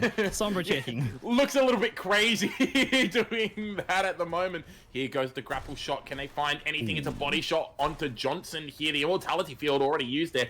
Johnson on the Sigma is actually being taken down so low. They've given up all of this space already. Scary. The high ground has been taken early by iTigers. Yeah, maybe just a bit too forward positioning there. Once those cooldowns are out, that lamp was used immediately. Just pushed back and back. Shakespeare's got to be careful to survive here. Great job from Flygold keeping them up. They've got a 5v5 now. They are going to contest on this corner, which is a good spot. Sigma just looking for those pokes. That Discord's going to be able to chunk the damage into Shakespeare, but just a lot of poke around this corner. A lot of patience from Team Nut we're seeing on the defense, Harry. There's not a lot of damage that's going to be able to go into this Zarya Scary, so we might just see them trying to walk forward. But there we go. Bradsy gets the headshot onto the Widowmaker, counter-sniping the sniper. The laser from Shakespeare trying to focus down the Baptiste, but it's not enough. And Bradsy again with the volley takes down Armpex. Beautiful work from the Zenyatta here, and now we're going to see the side of Team Nut just push forward here. Great work peeling away from that Zarya. Yeah, it's so satisfying when you get those right clicks off as Zen and just dome the person that's supposed to be killing you, Armpex on the Tracer, send them back to spawn. Good job there from Bradsy. Does have the Transcendence online now, which they're going to be needing because Shakespeare's almost at their first Graviton Surge in the match. Yeah, they will need to build it up quickly. In fact, they already have it here. Shakespeare trying to focus down Johnson. There's the Dynamite, does manage to catch onto Brown Whale, who's under a lot of pressure. Shakespeare gets low as well. There's the headshot avoidance technique being used, and Johnson with a rock takes down Shakespeare. The Tracer gets into the back line. They're trying to put pressure onto the Zenyatta, maybe trying to force out the Transcendence, but they're unable to do it. And this should be a fight win here for Team Nut. You see that Widow Mine? That was so good to spot the Tracer. Just a little yeet. Armpex taking out the lamp. Nothing much else, though. They've got to be careful. They're still going to go in and engage on Johnson. Yeah, Armpex very, very low. Those Hyperspheres from Sigma rebounding into the room, doing a lot of damage. There's the Discord Orb. Armpex, 5 HP manages to get a mini health pack and live. Now Shakespeare still holding on to that Graviton Surge. Bradsy has the Transcendence to use in return. There's a Gravitic Flux being used. And there's the Transcendence from Bradsy to try and keep themselves alive. This means that Shakespeare, when they come back, will have a free Graviton Surge. But this Kitsune Rush has gone to waste so far. They weren't able to get onto the point, and there's only a minute and a half left. Yeah, not much value from there. Bradsy picking up the Widow as well. It's so spicy. Let's go. That poke composition working so well for Zen. Once those double bubbles are out, you can just put that Discord on the Zarya, and it's very difficult for them to walk forward. Although, when they do have that energy and the cooldowns are out from Johnson's Sigma, they can just shoot that beam through the kinetic grass. But Infrasight out, looking for a headshot, looking for a pick. Strike Commander on Tigers, now onto the Hanzo to deal with Casey's Widow. That's an interesting choice. It's also pretty good at just doing natural shield break and natural damage as well. Way more consistent damage than Widowmaker. There's a Graviton Surge, but it catches onto the side of the shield there from Johnson. Now it's going to be the Immortality Field being used to keep their Sigma nice and healthy. The Bob was used as well. Casey getting the body shot there onto Fly Goldfish and onto Shakespeare as well. 2 kills through the Amplification Matrix for the Widowmaker. Now it's just going to be Team Nut holding strong. 30 seconds left for Tigers, and they only have one ult to do it with. They do, and it's Armpex on the Tracer with the Pulse Bomb. If anyone's going to do it, it's going to be them. Bradsy does not have the defensive ult on the Transcendence to keep their Zed alive if they get stuck, but Johnson will have the lamp on the Baptiste. Good pick on the Armpex. 20 seconds, Harry. Yeah, Pulse Bomb was used as well. They didn't catch on to Jack. Now it's just going to be Shakespeare having to walk forward eventually, but there's a lot of spam damage they have to get through, Scary. Yeah, it's about to be overtime. Zarya's using both bubbles with the Discord Orb on them. Yeah, the Zarya falls low, shield in front to stop the healing as well. The Shakespeare goes down, no one can touch the point, and that is going to be Team Nut holding strong on this first point. They look so good on this poke style composition. So good, and the map choice is playing massively into this. Great choice. This is what we've been theory crafting since the start of the stream about Escort. This is the Sigma map, this is the poke map, this is the long range Widow map, and Team Nut, just perfect team comp, very well played. Great job there. We did see some adaptions from Tiger. We did see the Hanzo coming out at the end to try and deal with Casey's Widow. Unfortunately, too late. But I'm kind of getting Overwatch 1 vibes. We'll see what Tigers decide to go here on the defense, because we had a Pulse Bomb, we have a Graviton, and a Hanzo Dragon Strike. Like, this is the grabs of old, Harry. Yeah, it is like the grabs of old indeed. Now, I mean, the grabs of old don't seem to be working out too well for our Tigers, though. That's the issue. They don't seem to be working out too well at all, because now they've swapped away from that Zarya and have gone to the Sigma mirror matchup with Strike Commander going over to the Sombra, so giving up their Widow duel adventures. Yep, conceding, swapping to the Sigma here. So have that shield, have that poke. Still on the Alaric from Brownware to open with Strike Commander on that Sombra. We'll see if Casey does some spam, some Sombra checking again. Armpex on the Genji, which is going to be interesting. I think we're going to see the hack to engage probably on the Sigma, and then Genji Sombra, especially if you go up and over, or you dive the backline and deal with Casey and Adventure on the Widow Ashe on Team Nut. Going to be very difficult to deal with. Not a lot of peel apart from the lamp, but there's a lot of poking going to happen now. The poke meta on this map is strong and alive, Harry. It definitely is. Bradsy needs to be careful. The Sombra still lurking around. Spy checking in back now. We love to see it. There's the Sigma Rock going on to Johnson. Kinetic Grasp used at the moment is just trying to trade out resources, Scary. I like how Bradzi on the Zen is like protecting the Widow, just waiting for the Sombra. But no, the Sombra's hacking the main tank, which is going to be good for Shakespeare here to deal with their opposing Sigma. But cooldown's coming out from Team Nut. Yeah, but they've given up a lot of space here, and that means there's sightlines available here for Casey and for Adventuria. And the headshot gets onto Arpex. There's no support for the Genji going for that dive, especially with the Sombra playing so far forward with the rest of their team. There goes the healing pylon there. So the ERE's healing output has been essentially cut in half. Now, sightlines being taken here from both Casey and Adventuria. Shakespeare falls to Adventuria. Immortality Field is down. Adventuria finishes off by Goldfish. The Tracer tries to get onto the DPS, but it's far too little, too late. The point continues to move forward, and it will be map 2 going in favor of Team Nut, who had an excellent recovery on this map. Excellent recovery. And that full held was great there, but opening it up with that Widow pick doesn't even need the Discord there, just insult to injury. Bradzi player of the game. I love seeing a Zen player of the game, not just a trance in a grab, an actual Zen player of the game. Let's go. Next is up on the chopping block is the Tracer. Look at this. Yeah, this is... Oh no, Armpex. You chose the wrong time to peek against the wrong Zenyatta, buddy. That's for sure. Map 3 going in favor of Team Nut there, and they look so good being able to deal with that Zarya composition. It was a great map choice, though, Scary. Great map choice, played into their preferred heroes there. Very, very effective, very dominant performance of that poke style on that map. We even saw Tigers swapping and conceding, all right, no Zarya right now, we'll match that Sigma, we'll try it, we'll get in there. Great job. I'm liking that we're seeing the Widow. We're seeing like every role kind of pop off. We're seeing that Widowmaker open up. We're seeing the Zenyatta pop off of all things, the Sombra. We're seeing Armpex on the Tracer going crazy. This is a very close battle. I'm very curious to see what map Tigers is going to take us to, and I'm very curious to see if they decide to change their team comp specifically for the map that's ahead, because it worked really well for Team Nut, and I wouldn't be surprised if they continue with that playstyle. Yeah, well, it really comes down to what map is chosen by Tigers, like you said. It's going to be interesting to see, because Team Nut might not be able to play that kind of pokey game style that they look so comfortable on. They might be forced to go up against the Zarya in a good old-fashioned dive versus Zarya matchup. And the last time we saw that, it didn't really work out too well for Team Nut. No, not at all. And we've already seen, we've got the control out the way. We've now got the hybrid and the escort out the way. So the choices are Flashpoint. We've got push out the way with Coalesco. So the choices are Flashpoint, Clash, or hybrid, Harry. Yeah. Which one do you see Tigers going to? Oh, that's an interesting one. I could honestly see them almost going towards Clash, to be completely honest. I think that it would suit their Zarya playstyle really well if we went to something like Hanaoka.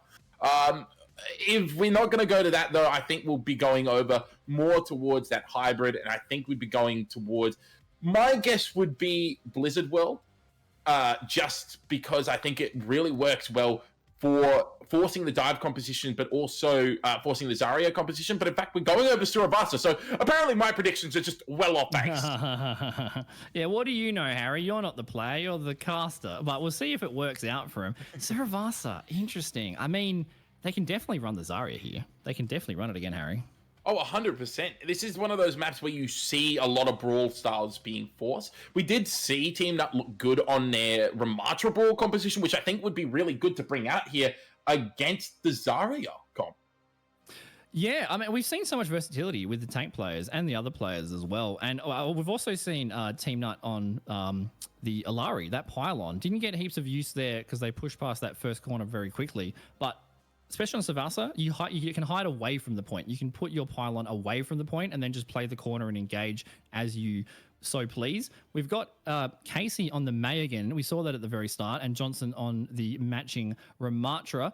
Other Johnson on Team Nut on the Lucio. We'll see if it's a permanent Lucio. It was very effective on Arctic Peninsula to speed boost around the Ramatra and the May. And then Adventurer on the Cassidy, probably just to protect their supports. Armpex, very brutal on the Tracer once again. And we have, is this a third sub? Are we getting different names every time? Release Me now as a second DPS on iTigers on the Sojourn. Here we go. Tigers now setting up with this Sojourn, trying to get it some charge up here, so maybe it can get a headshot. But a great main wall actually isolates the rest of the team away from that Sojourn. But Casey gets taken down, and the Cassidy hasn't really been able to find anything. It's a body shot there from the right click, but it does more than enough here to force Adventuria away. Johnson does find Fly Goldfish, but it's going to be too little too late. And unfortunately, the execution there from Team Nut just wasn't as quick as they needed it to be. Yeah, once Team Nut's flashbang on the Cassidy is used and Bradsy's cleanse is used, then they're kind of just standing there with a gun with no ammo, and that's when Tigers can engage and push the aggression. And that's what we just saw there. We don't have any swaps coming out from either team, sticking with what they're running. Release Me now up to 50%. Still the same player, just on stream mode with different names for any confusion, like me as a caster, but that's how it goes. 50% on the Sojourn ult and 60% on the Pulse Bomb. Yeah, here's the rush down coming in from Shakespeare. Great May wall there. Finishes off the Zarya, and Armpex going down as well. And taking up all this point possession already, Team Nut will flip it, and they looked really quick doing it as well. Yeah, they're just speed boosting with the Lucio, the Ramatra, like getting close range and just pumping damage in. And that May wall is so brutal, especially on this first point of Savassa, because it's such an open point with that that vertical line down the middle. So that May wall actually is incredibly useful, and especially on blocking off choke points as well. We've got Bradsy almost at the Kitsune rush and the Ramatra ult on Johnson as well for Team Nut. Nothing to answer for it. Maybe Flagish Fold can get a Kitsune rush on Tigers, but unlikely. So Johnson and Bradsy are going to be coming in with ults unless they get picked. Cassie down. Yeah, Cassie going down could be massive. That's a lot of damage and a lot of positioning denial not there for Team Nut. Johnson gets very low. It's the overclock trying to finish off Bradsy. Eventually gets the headshot. The Ramatra Annihilation was invested there from Johnson as well, which is an interesting decision. It looked to be a losing fight from the beginning there, Scary.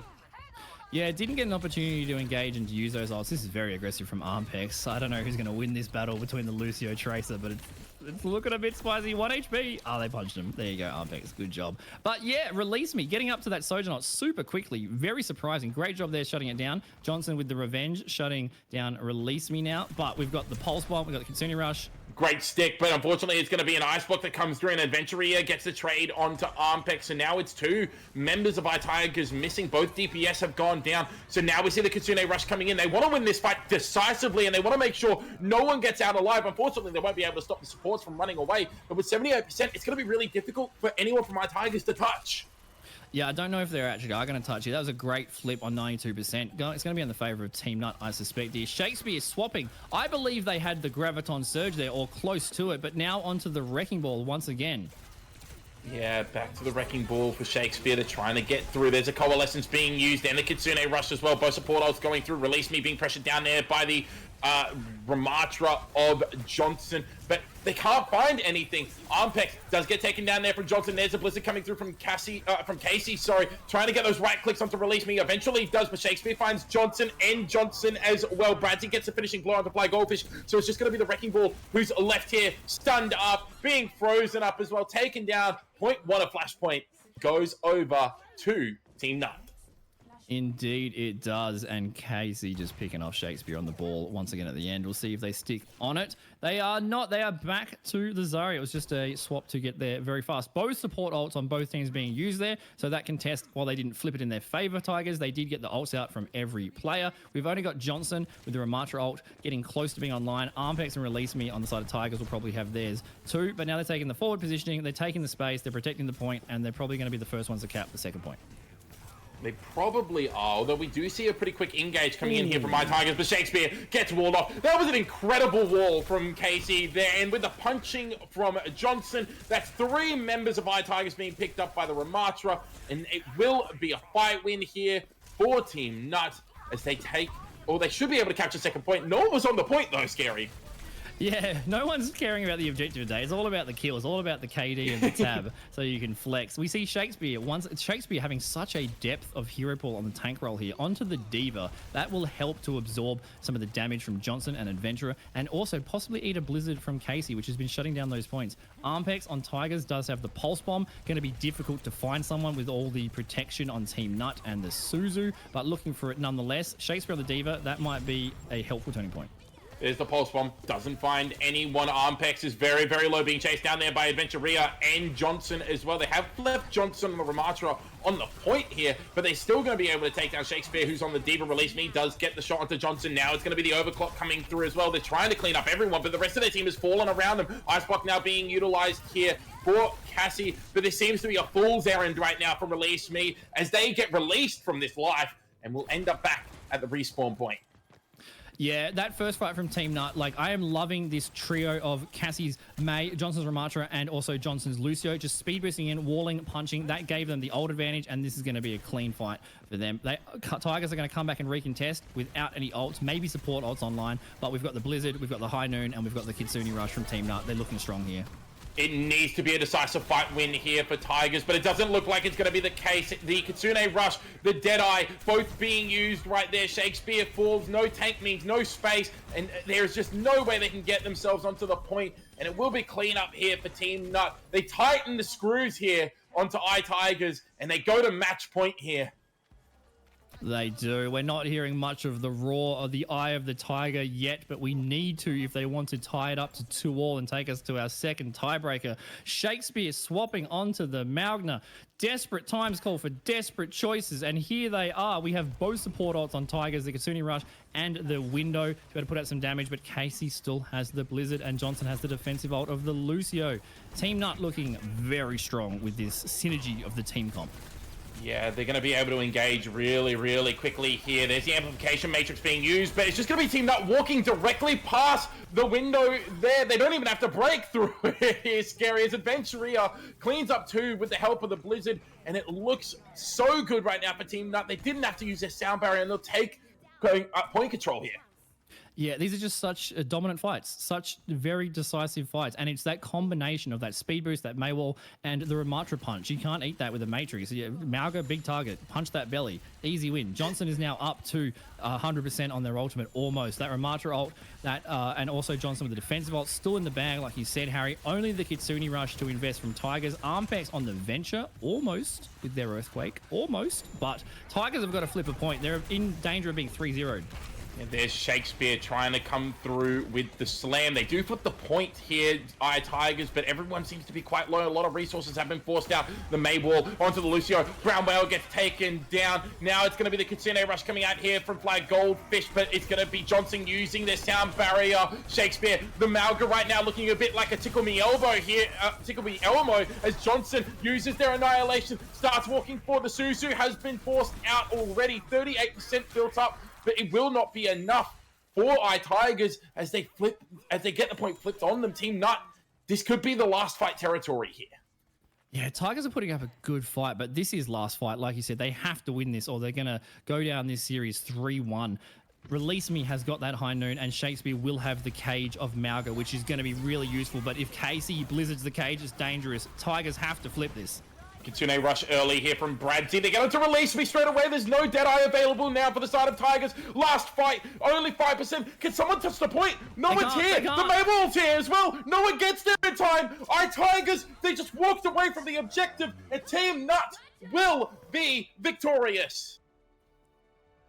It's just so dominant. So dominant. They love that synergy of the Ram, the Lucio, the Maywall, and every corner that Tigers walked around was danger, and they just got deleted like that. This is the opening example of the second point, and that gave them the ults to hold that second point easy peasy. Unfortunate to Tigers had a good showing on Circuit Royale when they were able to play that poke comp, that Sigma comp. Unfortunately, only getting one map and going down in our Div 4 second match of Week 2, AAOL Season 2 of 2024, going down 1-3. Great job, Team Nut. Yeah, Team Nut looked absolutely dominant when they managed to force iTigers away from that Zarya composition that steamrolled on Colosseo. It just seemed to be a completely different story on every other map. And so you really have to think how flexible a team can be. And if you get forced away from your comfort composition, can you hang with other teams? And at this point in time for iTigers, it's no, but there's definitely some bright spots to take away from this match. Oh, for sure. And like we saw such a depth of hero pool from Team Nut there, or from Tigers as well, sorry, in terms of what tanks to swap to, what team comps to swap to. They just couldn't find the right answer, the right synergy. I would be very surprised if Team Nut that was a brand new comp to them. They looked so polished on it. Their engages, their communication, their coordination, so polished with their cooldowns. And it was just very difficult to deal with on the side of iTigers. But good effort, good variety of heroes there. Well done to Team Nut. Yeah, a great game to end off with. But like I said, that is going to be the end of our stream for tonight. So before we go, I do want to say a quick few thank yous to some people. So first of all, thank you to Hypello, the man behind the camera, the man who is producing the entire show tonight, often unseen, unheard. Thank you so much for stopping by and helping us out with the production of tonight's stream. Massive thank you to all of the players who gathered together very last minute to get this stream going. You guys all played phenomenally, and really massive thank you to you. Massive thank you to the viewers as well, because without you guys, this would be a whole lot less fun. And thank you again to my co-caster, Scary, over here, for doing such an amazing job and coming in. Thank you, mate. Well, now it's my turn to give flowers, and you're the first person I'm passing a thank you to, because most people won't be aware of this, but not only is Harry the caster talent, he also took up a lot of roles and responsibilities in the background to get this stuff running for this AOL season. So great job, Harry. A pleasure to cast alongside you. That is going to be it for both of us tonight. Week 3 back tomorrow. More best of fives, round robin style. What a great 2 matches we had today, and next week's going to be even better, I'm predicting, and Caster Curse, we'll see, but it's going to be a banger, I'm sure. So that's it from me and Harry. Thank you to the production, thank you to the viewers, and we will catch you next week. Toodaloo!